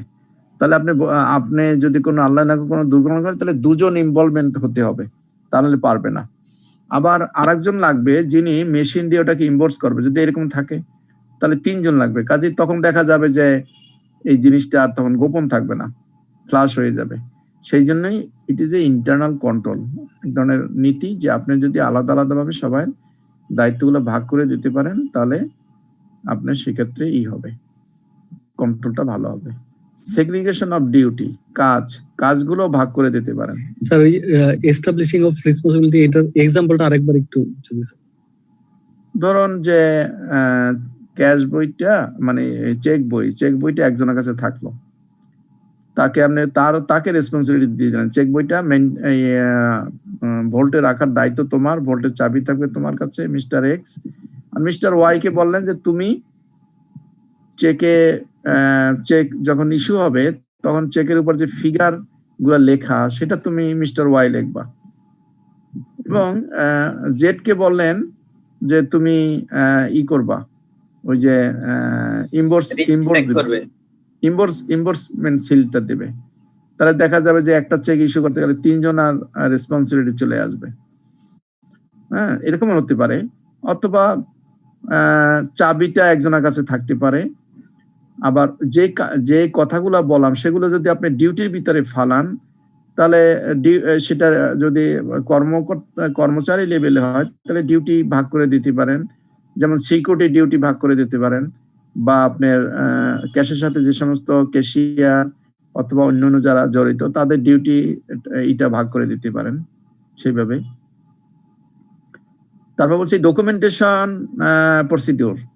এটা হলো কি, একটা চেক যদি ইস্যু করতে হয় কাউকে, তাহলে সেটা দেখা যাবে যে আপনাকে প্রথমে নোট অ্যাপ্রুভাল নিয়ে নিতে হবে, তারপরে কি বাবদ আপনাকে চেক ইস্যু করতে হবে তার ব্যাখ্যা দিতে হবে, ওখানে তার ডকুমেন্ট গুলো দিতে হবে। যদি কোনো বিল পেমেন্ট হয় সেগুলো আপনাকে সেই বিলের কপি সহ নোট দিয়ে অ্যাপ্রুভাল নিয়ে, তারপরে একটা সেকশন থেকে অ্যাপ্রুভাল নিয়ে আপনি পাঠিয়ে দিলেন পেমেন্ট সেকশন, মানে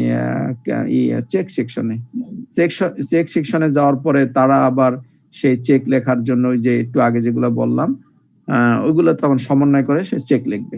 এই যে আপনার এভাবে কন্ট্রোল করতে পারেন। অথবা আপনারা খেয়াল করছেন না, ব্যাংকে যেমন ডকুমেন্টেশন প্রসিডিওর কি রকমের, মনে করেন আপনি যদি একটা চেক নিয়ে যান, একজনে কি করে ওই আপনার সিগনেচারটা ঠিক আছে কিনা সেইটা সে মেশিনে ওপেন করে শুধু দেখে দেয়। আরেকজনে দেখা যাবে সে চেকটাই ই করে, মানে পেমেন্ট করার জন্য অ্যাডভাইস দিয়ে দেয়, সে চেক করে আবার পেমেন্টের ইটা দিয়ে দেয়, দুজনে চেক করে। তো this is called documentation procedure, অর্থাৎ ডকুমেন্টের মাধ্যমে যদি কন্ট্রোল করতে পারেন, কন্ট্রোল থ্রু দি ডকুমেন্টেশন, সেটাকে বলা হয় ডকুমেন্টেশন প্রসিডিউর।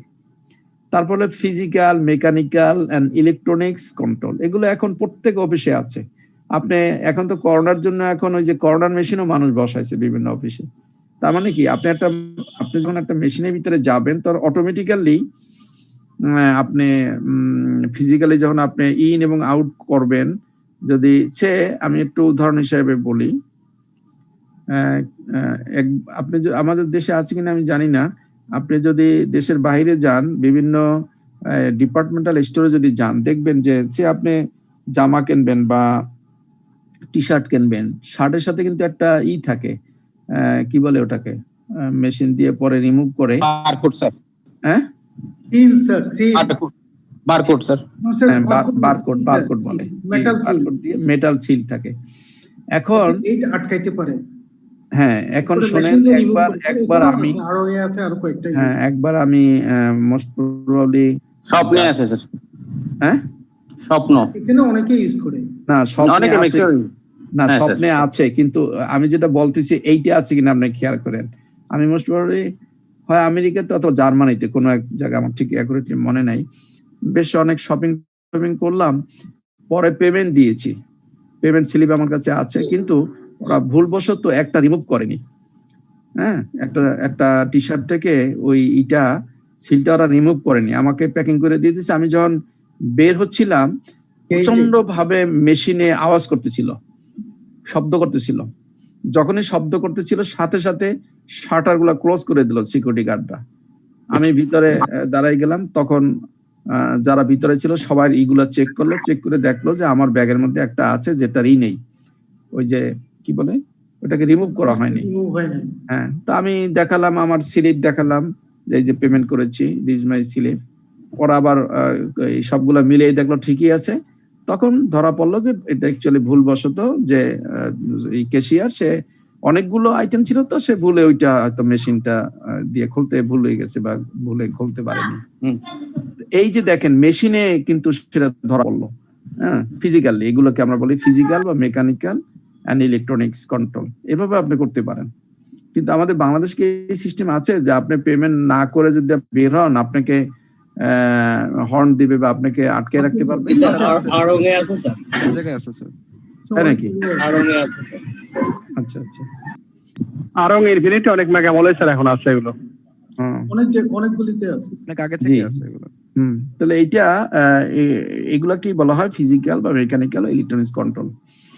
তারপরে হলো ইন্ডিপেন্ডেন্ট ইন্টারনাল ভেরিফিকেশন। আপনি আলাদাভাবেও আপনি আপনার আন্ডারে যদি আপনি কাউকে সন্দেহ হয় যে না, ওর মোটিভেট গুলা, মুভমেন্ট গুলা আমার কাছে ভালো লাগতেছে না, অথবা ওর কথাবার্তা আপনি যদি অসামঞ্জস্য মনে হয়, এরকম যদি হয়, তাহলে সেই ক্ষেত্রে আপনি আলাদাভাবে ব্যক্তিগতভাবেও কাউকে ইন্টারনালি কন্ট্রোল করতে পারেন। তার দিকে নজর রাখা, সে কি করে, হ্যাঁ, তারপরে সে যেগুলা চেক লেখে সেগুলা ভুল করে কিনা বা ছিল মারে কিনা, বা এই আপনার অঙ্কে যেটা লেখলো সেইটার সাথে কথা ঠিক আছে কিনা, এগুলো তখন আপনি ব্যক্তিগতভাবে উদ্যোগ নিয়ে আপনি কোনো ইন্ডিভিজুয়াল, দ্যাট মিনস কোনো একক ব্যক্তিকেও আপনি এইভাবে কন্ট্রোল করতে পারেন যদি আপনি সেই ক্ষেত্রে কোনো সন্দেহ হয়।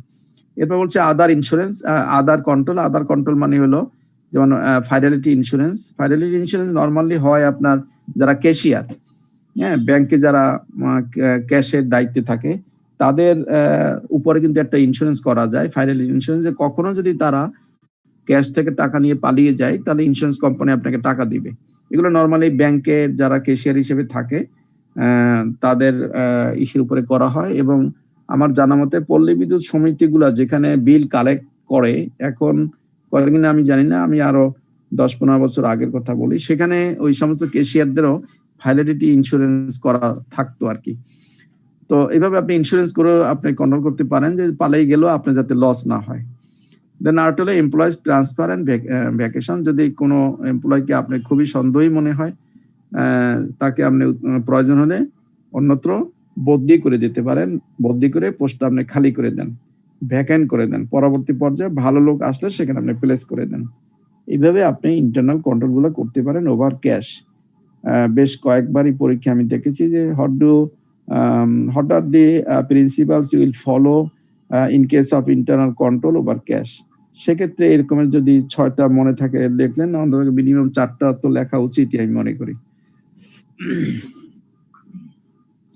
দেন আমরা আরেকটা জিনিস আলাপ করব, সেটা হলো পেটি ক্যাশ ফান্ড, আর অথবা এটাকে অনেক সময় আমরা বলি ইমপ্রেসড ফান্ড। ব্রিটিশরা বলে পেটি ক্যাশ ফান্ড, আমেরিকানরা বলে ইমপ্রেসড ফান্ড। দুটোই একই জিনিস। এটা হলো যখন কোনো কোম্পানি কোনো কাউকে যদি দায়িত্ব দেওয়া হয় এমন যে কিছু টাকা দিয়ে বলা হলো যে আমাদের যে ডে টু ডে যে এক্সপেন্ডিচার গুলো হয় ছোটখাটো, যেমন মনে করেন যে আপনার গ্যাসের বিল, ইলেকট্রিসিটি বিল, টেলিফোন বিল, অথবা যদি আপনার কোনো ডেইলি লেবার থাকে লেবার বিল, এরকম ছোটখাটো, কারো টিএডিএ বিল, হ্যাঁ, কারো কনভেন্স, একজন গেস্ট আসলোকে এন্টারটেনমেন্ট করালেন, এই ধরনের যে সমস্ত প্রতিদিন নিত্য নৈমিত্তিক যে খরচগুলা হয়, ছোট ছোট খরচগুলা হয়, সেই খরচগুলাকে তাৎক্ষণিকভাবে মিটানোর জন্য যে ক্যাশ নগদ টাকা কাউকে দিয়ে দায়িত্ব দেওয়া হয়, ওই ক্যাশটাকে বলা হয় পেটি ক্যাশ ফান্ড বা ইমপ্রেসড ফান্ড বা impressed system. A cash fund use to pay relatively small amount to meet up day-to-day operational expenses, যেগুলো আমি বললাম। এখানে 3টা অবস্থান আছে আপনার ওই ইমপ্রেসড ফান্ডের অবস্থান, কিন্তু 3টা। এই 3টার বেশি কখনোই কোনো অবস্থান থাকবে না, এবং যত জার্নালই দিক না কেন আপনার 3টার বেশি কোনো জার্নাল হবে না, মানে 3টার ক্ষেত্রেই শুধু জার্নাল হবে, এতটুকু শুধু মনে রাখতে হবে। সেটা হলো প্রথম যখন এস্টাবলিশিং দি ফান্ড, যখন প্রথম ফান্ডটা গঠন করা হবে, অথবা কাউকে 100 টাকা দিয়ে বলা হবে যে টাকাটা তুমি রাখো, এখান থেকে সব খুচরা পেমেন্ট গুলো তুমি করবা, সেই ক্যাশিয়ারকে যখন আপনি এইরকমের একটা নগদ টাকা দিয়ে তাকে দায়িত্ব দেবেন, যেদিন দেবেন যত টাকা দিয়ে দেবেন সেটাকে বলা হয় এস্টাবলিশিং দি ফান্ড। যখনই কোনো ফান্ড এস্টাবলিশড হবে বা তৈরি হবে, আপনি প্রথম করবেন, তখনই আপনার ওই ফান্ডকে ডেবিট করতে হবে, পেটি cash fund or impressed fund debit হবে। এবং যেহেতু আপনি ব্যাংক থেকে টাকা তুলে এনে তাকে দিবেন নগদ টাকা, সেই জন্য আপনার ব্যাংক অ্যাকাউন্ট ক্রেডিট হবে। এই জার্নালটা কি সবাই বুঝেছেন?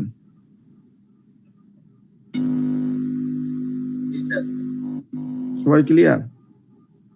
পেটি ক্যাশ এটা কি অ্যাসেট নাকি অ্যাসেট সঞ্চিতি বা এই টাইপের কিছু? জি জি, পেটি ক্যাশটাকে আমি কি হিসেবে কি ট্রিট করব, কারেন্ট অ্যাসেট হিসেবে নাকি একটা রিজার্ভ বা সঞ্চিতি হিসেবে? কারেন্ট অ্যাসেট, ব্যাংক ক্যাশ যেমন কারেন্ট অ্যাসেট থাকে, পেটি ক্যাশও কারেন্ট অ্যাসেট। ঠিক আছে, আরেকবার একটু স্যার। আমি বলছি যে যদি কখনো ইমপ্রেসড ফান্ড বা পেটি ক্যাশ ফান্ডের অঙ্ক অথবা জার্নাল আসে, সেই ক্ষেত্রে মনে রাখবেন শুধু 3টা অবস্থানই জার্নাল হবে। 3টা পেটি ক্যাশের অবস্থান হলো 3টা। প্রথমটা আমরা বলেছি এস্টাবলিশিং দি ফান্ড, অর্থাৎ ফান্ড গঠন করা। ফান্ড গঠন মানে হলো, আমি বলেছি যখন ইমপ্রেসড ফান্ড পড়েছি থিওরি, তখন আমি বলেছি যে আগেই বলেছি যে এই যে day to day expenditure meet up করার জন্য যখন কাউকে আপনি কিছু নগদ টাকা দিয়ে দায়িত্ব দেবেন যে তুমি এই টাকা দিয়ে ছোটখাটো এই পেমেন্ট গুলো তুমি করে দিবা, সেই ফান্ডটাকে আমরা বলি ইমপ্রেসড ফান্ড বা পেটি ক্যাশ ফান্ড। এখন যেদিন আপনার প্রথম এই ফান্ডটা কাউকে দেবেন দায়িত্ব, প্রথম দিন যেদিন দেবেন, সেই দিনে যে গঠন করলেন যে টাকা দিয়ে, সেদিনকার একটা জার্নাল এন্ট্রি হবে, সেটাকে আমরা বলি পেটি ক্যাশ বা ইমপ্রেসড ফান্ড ডেবিট। আর ক্রেডিট বলতেছি ব্যাংক, এই জন্য যে ব্যাংক থেকে টাকা তুলে এনে তো তার হাতে দেবেন নগদ, যে তোমাকে দায়িত্ব দিলাম 100 টাকা দিয়ে তুমি ছোটখাটো সব খরচগুলো দিয়ে দিবা। এটা কি বলা হয় এস্টাবলিশিং দি ফান্ড। ক্লিয়ার? কিন্তু সাধারণত স্যার ব্যাংক তো মানে ক্রেডিট হয় সাধারণত মানে বাড়লে, আর কমলে তো ডেবিট হয়। এইটা হয় ব্যাংক যখন এন্ট্রি করে, যখন ব্যাংক এন্ট্রি করে তখন ব্যাংক ক্রেডিট করলে টাকা বাড়ে, ব্যাংক ডেবিট করলে টাকা কমে। আপনি যখন এন্ট্রি করবেন তখন আপনি ডেবিট করলে ব্যাংকে টাকা বাড়বে, আপনি ক্রেডিট করলে ব্যাংকে টাকা কমবে। ব্যাংক যেটা করবে সেটা উল্টা হলো আপনার। এটা হলো এটা স্যার, এটাই কি আমরা ক্যাশ অবলিক ব্যাংক অ্যাকাউন্ট কি লিখতে পারতাম? না না, ক্যাশ আর পেটি ক্যাশ বা ইমপ্রেস ফান্ড এক কথা না। স্যার এখানে কথাটা হচ্ছে এরকম যে কোম্পানি যে আমাকে পেটি ক্যাশ ফান্ডে টাকা দেবে, এটা কোম্পানির ক্যাশ ফান্ড থেকে দিতে পারে স্যার? জি, আবার বলুন। পেটি ক্যাশ ফান্ডের যে আমি ফান্ডটা যখন এস্টাবলিশ করবো বা ক্রিয়েট করবো, তখন স্যার অন্য কোনো সেক্টর থেকে অর্থাৎ ক্যাশ টাকাও তো কোম্পানির ম্যানেজারকে দিতে পারে এটা পেটি ক্যাশ ফান্ডে রাখার জন্য স্যার? হ্যাঁ, সেটাই তো বললাম যে সে ব্যাংক থেকে টাকা তুলে এনে ওই কথাটাই বলেছে যে আমরা ব্যাংক যে ক্রেডিট দেখাইছি ওখানে আমরা ক্যাশ ক্রেডিট দেখাতে পারি কিনা, যদি অন্য কোনো ফান্ড থেকে ক্যাশ টাকা দেওয়া হয় এটাকে? না, নরমালি সেরকমের থাকে না, সেভাবে আমরা চিন্তাও করব না। আমরা চিন্তা করবো যে আমার সব টাকা ব্যাংকে থাকে। ঠিক আছে স্যার, আমরা ওই কনসেপ্টে যাই। আমরা অন্য কোনো কনসেপ্টে গেলে জিনিসটা আমাদের হ্যাঁ স্যার পাইছি স্যার, মেইলটা আমি পাঠিয়ে দিয়েছি sir already. Okay, thank you sir, আপনাকেও দিয়েছি স্যার, সবাইকে দিয়েছি sir. Okay, lot of thanks, thank you student. ওই যে এটা সেন্ড করে দিয়েছে আপনাদের মেইলে থিওরিগুলা। Got it sir. হ্যাঁ স্যার, আসছে sir. Okay, thank you sir. হ্যাঁ, এখন আপনি সবসময় কিছু কিছু ক্ষেত্রে অ্যাজাম্পশন গুলো এমনি ভাবেই করবেন যেন আপনার ভবিষ্যতে কোনো কনফিউশন না হয়। আপনি ধরে নেবেন আপনার সব টাকা ব্যাংকে, ব্যাংক ছাড়া আপনার কোনো টাকা নেই এবং ব্যাংক ছাড়া কোনো টাকা লেনদেন হয় না। এটা ফার্স্ট আপনি কনসিডার করবেন। দেন আসেন তাহলে ক্যাশ কেন। আগেই তো বলেছি যে ব্যাংকে টাকা থাকলেও এখন মনে করেন যে আপনি একটা লেবার নিয়েছেন, আপনি কিছু শীতকাল আসছে কিছু ফুল গাছ লাগাবেন, লেবারের পেমেন্ট হলো 400 টাকা। তো লেবার ওর তো আর ব্যাংকে কোনো অ্যাকাউন্ট নাই, ওকে যদি আপনি চেক ইস্যু করে দেন ও কি টাকা পাবে? কোনোদিনই পাবে না। সেক্ষেত্রে কি করতে হবে? ওকে আপনি নগদ টাকা দিতে হবে। আর নগদ টাকা না দিলে ও কাজও করবে না। যে আমি ওই চেক তো বসবে না, সে একজন লেবার। এই জন্যই এই যে ছোটখাটো যে জিনিসগুলো, ছোটখাটো যে পেমেন্ট গুলো, ডে টু ডে যে পেমেন্ট গুলো, অপারেশনাল যে এক্সপেন্ডিচার গুলো, এখন মনে করেন হুট করে আপনার এখন সে আপনার 1 রিম কাগজ লাগবে। 1 রিম কাগজের দাম ধরেন 300 টাকা বা 400 টাকা। তাহলে কি হবে? আপনি 1 রিম কাগজ দোকানে আনতে গিয়ে কি আপনি তাকে চেক দিয়ে আসবেন? আর আপনার কাছে বিক্রি করবে না। এই যে ছোটখাটো যে জিনিসগুলো, সেগুলো আপনাকে সবসময় নগদে করতে হবে। এখন নগদ করতে হলে আমরা একটা লোকরে এটা দায়িত্বই দেব, একজন ক্যাশিয়ার বা একজন অফিসারকে দায়িত্ব দেব যে তোমার কাছে এই টাকা থাকবে, তোমাকে এত টাকা দিলাম। সেটা আমি এখানে 100 টাকা দিয়েছি, এটা 1 লাখ টাকা হতে পারে, তাই না?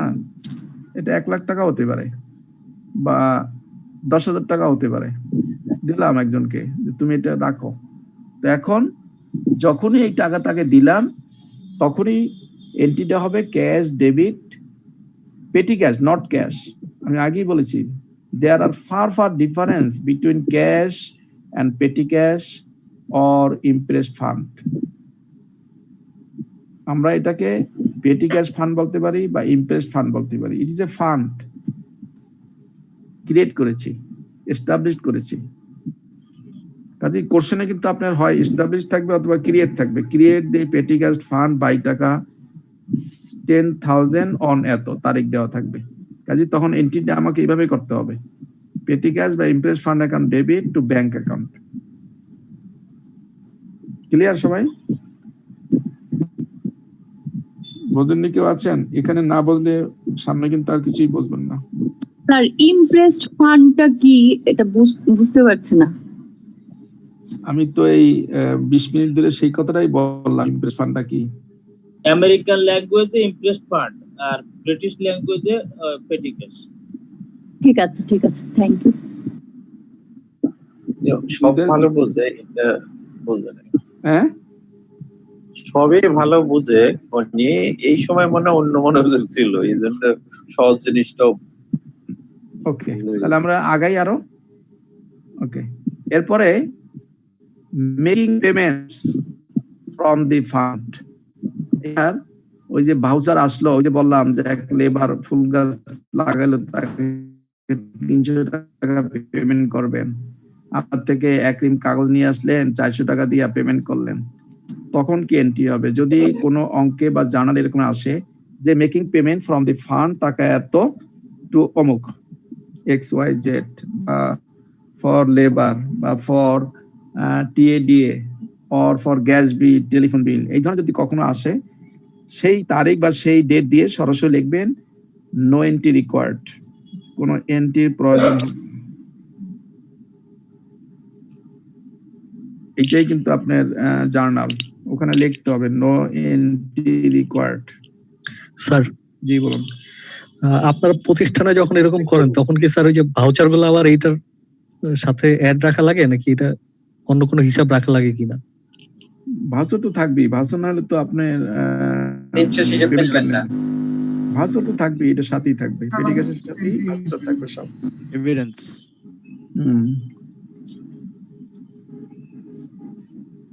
আমরা দুটো জিনিস শিখলাম, একটা হলো যখন ফান্ড ক্রিয়েট হবে তখন জার্নালটা শিখলাম।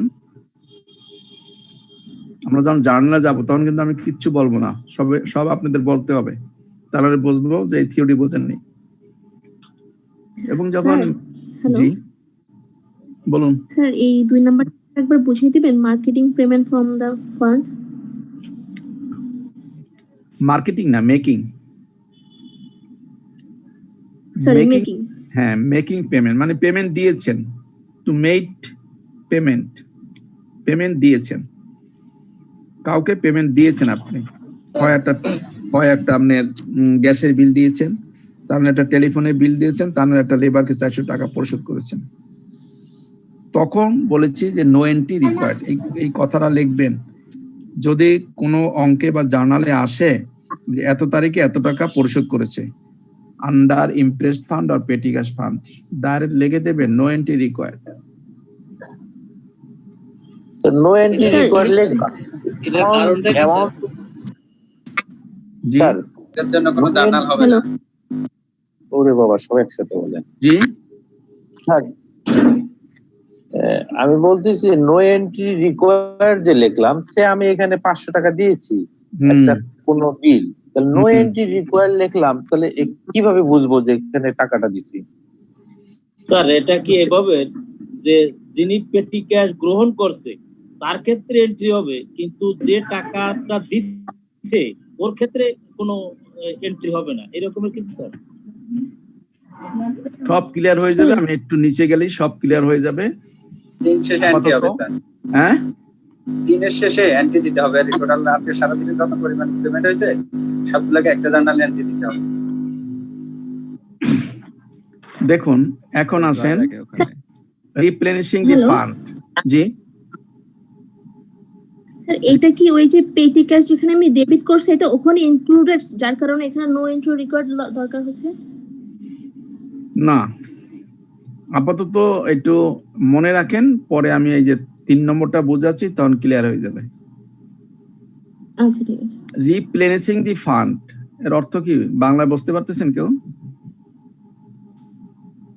বিলুপ্ত করা, বিলুপ্ত করা না, বিলুপ্ত করা মানে পুনরায় চালু করা, পুনর্ফান্ড করা স্যার, রিফান্ড করা আর কি, মানে নতুন করে আবার শুরু করা।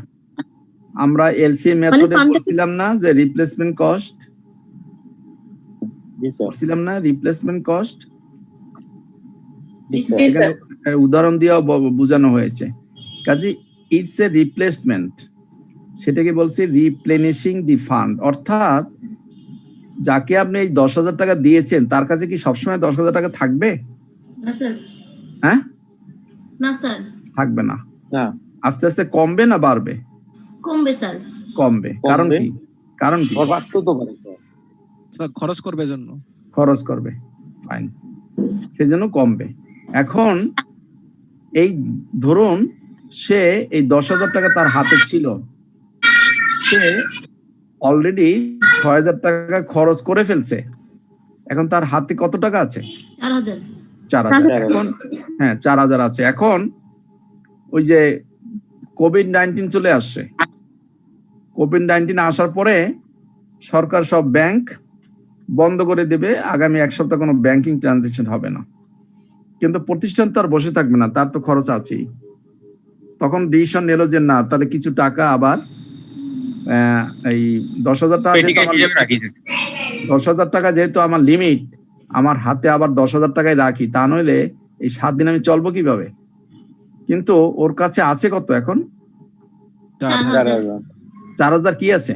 নগদ, তাই না? ক্যাশ আছে। আর বাকি 6,000 গেল কোথায়? খরচ হয়ে গেছে। খরচ করেছে। এই যে এখানে যে বলছিলাম, এই যে making payment from the fund, আমি বলছিলাম নো এন্ট্রি, এন্ট্রির এই সময় দরকার নাই। এন্ট্রিটা দেবো কখন? এন্ট্রিটা দেবো এখানে যে খরচটা হয়েছে 2 নম্বরে, সেটা 3 নম্বরে এসে দেবো যখন আমি ফান্ড আবার চাবো, যে আমার এই যে 6,000 টাকা খরচ করেছে, এই 6,000 টাকা আবার যখন চাবো, তখন এই এক্সপেন্সেসকে আমি ডেবিট করব। যে নামে খরচ হয়েছে সেই নাম দিয়ে ডেবিট করব। সেজন্য আমি শুধু এক্সপেন্সেস লিখছি। তার মানে স্যার মেকিং পেমেন্ট বলতে এখানে সে অগ্রিম বলে দিছে যে আমার এত টাকা খরচ হবে, সেজন্য এটা হবে না, যখন খরচটা করবে তখন দিতে হবে। না না না, ভুল বলছেন। খরচ তো করে ফেলছে, 2 নম্বরে খরচ করে ফেলছে। 2 নম্বরে সে খরচ করে ফেলছে। 3 নম্বরে এসে যখন সে দেখলো যে তার হাতে মাত্র 4,000 টাকা আছে, এখন সে আবার 6,000 টাকা চাচ্ছে, কারণ 6,000 টাকা সে এই 2 নম্বরে পেমেন্ট করে ফেলছে। সেই জন্য যতটুকু পেমেন্ট করেছে সেই জার্নালটা এসে যখন আবার ফান্ড চাবে, তখন এক্সপেন্সেসকে ডেবিট করবে। আবার এই যে ক্যাশ অর ব্যাংক, এখানে ক্যাশ লেখা ভুল আর আপনার সময় শেষ হয়ে গেছে স্যার। আরে বাবা দাঁড়াও 1 মিনিট। না স্যার, আপনি শুক্রবারে তো ক্লাস নিচ্ছেন 5টায়। হ্যাঁ, স্টুডেন্টকে বলে দিয়ে দিন স্যার। কোন শুক্রবারে? আগামী শুক্রবার? হ্যাঁ, আগামী শুক্রবার না 5টাতে ক্লাস নিতে চাইলেন? হ্যাঁ, সময় আছে তো? হ্যাঁ, 5টার দিক স্যার। আমি আবার বললাম যে স্যার হ্যাঁ ওকে। তাহলে ডিয়ার পার্টিসিপেন্ট, এই বৃহস্পতিবার ক্লাসটা তো ঠিক আছে নাকি? বৃহস্পতিবার তো হ্যাঁ ঠিক আছে তো স্যার। আপনি শুক্রবারে একটা ক্লাস নিতে চাইছি। হ্যাঁ হ্যাঁ, এই ডিয়ার স্টুডেন্ট, বৃহস্পতিবার আমাদের 6:45 ক্লাস আছে এবং শুক্রবারে 5টায় ক্লাস। সবাই বুঝতে পেরেছেন? জি স্যার। শুক্রবারে 5টায়, বৃহস্পতিবার 6:45। এখন আমি যেটা বললাম যে এই যে খরচটা এখানে এসে ডেবিট করব, যখন আমি আবার টাকা চাবো আমি তত টাকাই চাইতে পারবো যত টাকা আমি খরচ করেছি, এর বেশি চাইতে পারবো না। সেই জন্য যে অ্যাপ্রুভ করবে সে দেখবে আমার খরচ কত হয়েছে, যত টাকা আমি খরচ করেছি অত টাকা আমাকে আবার দিয়ে দেবে। এই যে ব্যাংক থেকে আমাকে আবার দিয়ে দেবে, ব্যাংক থেকে আমি তুলে নিয়ে আসবো আবার যত টাকা আমি মানুষকে পরিশোধ করেছি, আমার হাতে নেই। এখন আবার দেখেন, যখন এই 6,000 টাকা নিয়ে আসলাম, আমার কিন্তু আবার এই পেটি ক্যাশ 10,000 টাকা হয়ে গেল। দ্যাট মিন্স স্যার পেটি ক্যাশের অ্যামাউন্টটা অলওয়েজ কি ফিক্সড করতে হয়। জি, পেটি ক্যাশের যে অ্যামাউন্টটা অলওয়েজ মোটামুটি ফিক্সড থাকে আর কি। পেটি cash amount always will be fixed, always will be the same amount in form of cash or in form of voucher. Sir এটাকে রিভলভিং ফান্ড বলা যায়? হ্যাঁ, রিভলভিং ফান্ড। স্যার দেখুন আমি যদি এইটা রিপ্লেস না করতাম তাহলে এই 2 তারিখ এসেও কিন্তু আমার 10,000 টাকা আছে, ইন ফর্ম অফ ক্যাশ 4,000 টাকা, ইন ফর্ম অফ ভাউচার 6,000 টাকা। এই 2 নম্বরে যেদিন আমি এন্ট্রি করি নাই, তখন in form of voucher 6,000, in form of cash 4,000। এই 3 নম্বরে এসে যেদিন আমি আবার টাকা চাইলাম, সেদিন সমস্ত খরচকে ডেবিট করে ফেললাম, আমি যা পেমেন্ট করেছি, এবং আমি আবার ব্যাংক থেকে আমাকে আবার 6,000 টাকা দিয়ে দিল। তাহলে আমার আগে ছিল 4, এখন আবার পাইলাম 6, আমার এই পেটি ক্যাশ 10,000 টাকা আবার ক্যাশে রূপান্তর হয়ে গেল। সো দ্যাট এক্সপেন্সেস ডেবিট করে স্যার, এক্সপেন্সেস ডেবিট করে পেটি ক্যাশ ফান্ড ক্রেডিট করলে সেই ক্ষেত্রে তো থেকে 6 কমে গেল। জি জি স্যার, যদি আমি এক্সপেন্সেস ডেবিট করে পেটি ক্যাশ ফান্ড ক্রেডিট করি, পেটি ক্যাশ ক্রেডিট করবেন? জি স্যার। না, পেটি ক্যাশ ক্রেডিট করলে আপনার হাতে টাকা আসলো কোত্থেকে? হাতে টাকা 6,000 টাকা দরকার, পাবেন কোথায়? হ্যাঁ, ব্যালেন্স থাকবে 4,000। ব্যালেন্স তো আপনি 4,000 থাকতে পারবেন না। আমি তো আগেই বললাম যে পেটি cash always will be fixed. যখন টাকাটা দিবে তখন তো স্যার পেটি ক্যাশ ডেবিট হয়ে ব্যাংক ক্রেডিট হবে। তো সেটাই তো যখন যখন দিল মানে কি, আপনি যখনই আপনার প্রয়োজন মনে করবেন যে আমার সম্পূর্ণ টাকাই আমার ক্যাশ দরকার, তখনই আপনি রিপ্লেস করবেন ইওর ফান্ড। যখন রিপ্লেস করতে যাবেন তখন ব্যাংক থেকে আপনার টাকা তুলতে হবে, না তাহলে তো আপনি ওই 6,000 টাকা পাবেন না। That case expenses will be debit and bank will be credit. Bank মানে কি, আপনি যখন প্রথম এস্টাবলিশমেন্ট হলো ফান্ডটা, তখন কিন্তু ব্যাংকে ক্রেডিট করেছিলেন। কারণ কি, আপনাকে তো একটা চেক দিয়েছে, আমি তো আগেই বললাম যে কোম্পানির ব্যাংক ছাড়া কোনো ট্রানজাকশন হয় না। তাহলে সে যখন আপনাকে নগদ টাকা দেবে 10,000, সে পাবে কোথায়? সে ব্যাংকে আপনাকে একটা চেক দিয়ে দিয়েছে, আপনি চেকটা নগদ করে ক্যাশ করে নিয়ে আসছেন। সেইভাবে এটাও 6,000 টাকা আমরা দিলাম, রাইট। সেইভাবে আবার আপনাকে এখন চেক দিল, চেক দিয়ে আপনি 6,000 টাকা ব্যাংক থেকে তুলে আনেন, আপনার হাতে আবার 10,000 টাকা হয়ে গেল স্যার। সো আমরা সবসময় মনে রাখবো যে ইমপ্রেসড ফান্ড আর পেটি ফান্ডে 3 type of 3 steps. One is establishment, another is payment, another is replenishing. তো যখন এস্টাবলিশমেন্ট হবে তখন আমরা জানান করব, যত টাকা হবে তত টাকা দিয়ে।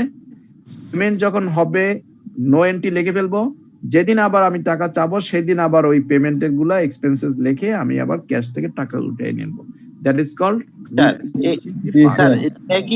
এই 2 নম্বরটা স্যার, নো এন্ট্রি মানে কি এখানে বোঝাচ্ছেন স্যার? ওই যে 6,000 টাকা খরচ, যে খরচ করা হচ্ছে সেই টাকাটাই? টাকা না, আমি তো এখানে তারিখ দিই না, এই জন্য আপনি বুঝতে পারতেছেন। এখানে ধরেন এটা 1 তারিখ ঘটনাটা ঘটছে, ধরেন এইটা মনে করেন আপনার 3 তারিখে ঘটনাটা ঘটছে, এইটা ধরেন আপনার 5 তারিখে ঘটনাটা ঘটছে। এখন ক্লিয়ার হয়েছেন? আপনার 3 তারিখে করেছেন কিন্তু কোনো এন্ট্রি দেননি, আপনি 5 তারিখে এসে যখন বলছেন যে না আমার তো সামনে 2-3 দিন বন্ধ আছে, হরতাল আছে, ব্যাংক বন্ধ থাকবে, আমার কোম্পানির খরচ চলে আসতে পারে, আমি আবার 6,000 টাকা নিয়ে আসি, যেহেতু আমি 6,000 টাকা পেমেন্ট করছি, যতটুকু নিয়ে আসবেন পেমেন্টের এগেইনস্টে ততটুকুই আবার ডেবিট হয়ে ব্যাংক ক্রেডিট হবে। এইটা ক্লিয়ার স্যার। এই যে এক্সপেন্স হচ্ছে এটা যে সেই খরচটাই তো আমি এখানে এসে ডেবিট করলাম। যখন আবার আমি টাকা চাইলাম, আমি যখন মিস্টার এক্স কে দিলাম, আমি যখন 3 তারিখে মিস্টার এক্স কে দিলাম, তখন তো আমার কোনো এন্ট্রির দরকার নেই। তাহলে এই নম্বর এন্ট্রিটা আমার তো না লিখলেও চলে স্যার। হ্যাঁ, টোটালি যদি এটা টোটালি না লিখলেও তো আমার অটোমেটিক রেজাল্ট এটাই আসছে। রেজাল্ট তো একই, কিন্তু পেমেন্ট নো এন্ট্রি আপনাকে লিখতে হবে, কারণ আপনি জিনিসটা বুঝেন, সেইটা বোঝানোর জন্য।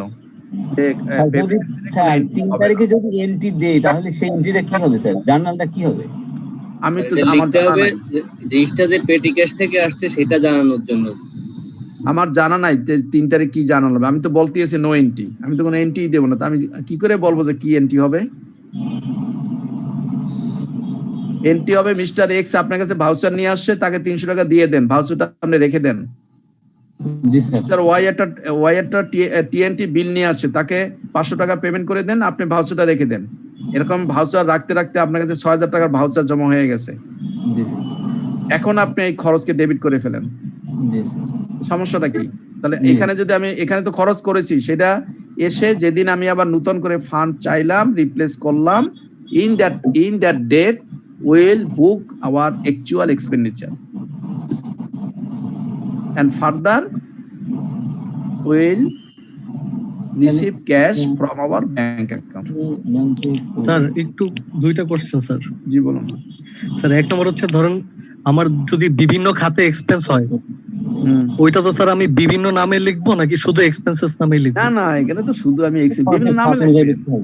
এটা ধরেন সাপ্লাইজ এক্সপেন্স হতে পারে, এটা মনে করেন টেলিফোন এক্সপেন্স হতে পারে, এটা মনে করেন ওয়াশা এক্সপেন্স হতে পারে, বিভিন্ন। আমি তো শুধু একটা সংক্ষেপে এক্সপেন্স।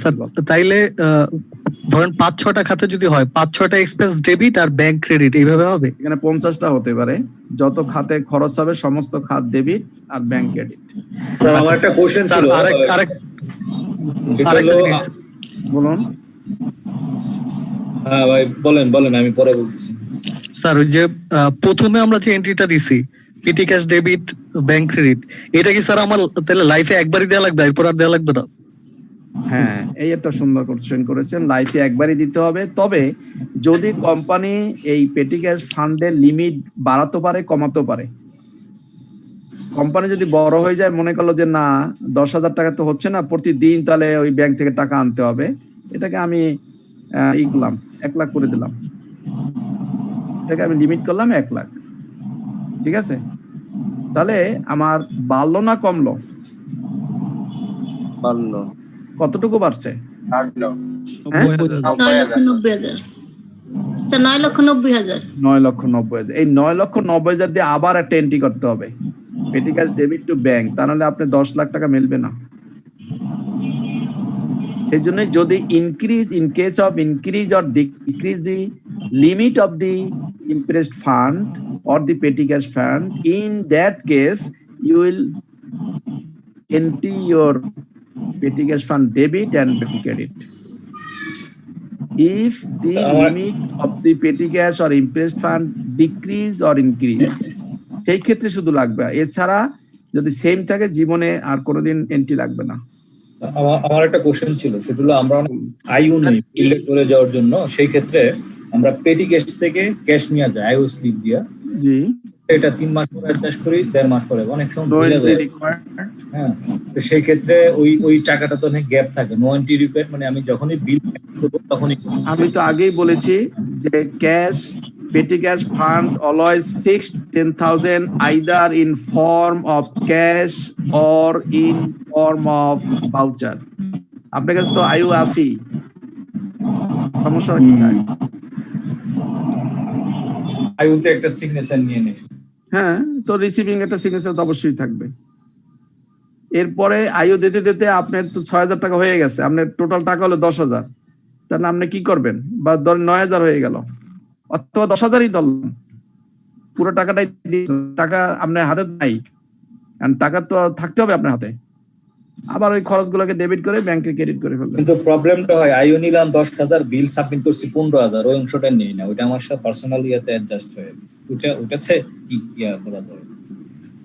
হ্যাঁ, যদি আইও 10,000 নিয়ে 15,000 টাকা বিল সাবমিট করে, in that case you will, যদি আপনার ইমপ্রেস ফান্ডে টাকা থাকে আপনি 15,000 টাকা তাকে একবারে দিয়ে দেবেন, দিয়ে আপনি এক্সপেন্সকে ডেবিট করে ফেলবেন। আর যদি আপনার হাতে টাকা না থাকে তাহলে বলবেন যে ভাই তুমি এখন আমার কাছে 4,000 টাকা আছে, 4,000 নাও, আর বাকি 6,000 টাকার ভাউচার তোমার কাছে রেখে দাও, আমি আবার টাকা তুলে আনতেছি, তুমি এই সেকেন্ড হাফে এসে আমার কাছ থেকে নিয়ে যাও। এটা স্যার আমি কিন্তু উল্টা পাই অনেক ক্ষেত্রে, দেখছি 10,000 টাকা নিচ্ছে, আমার বিল 15,000 বা 20,000। হ্যাঁ, এটা উল্টা হয়।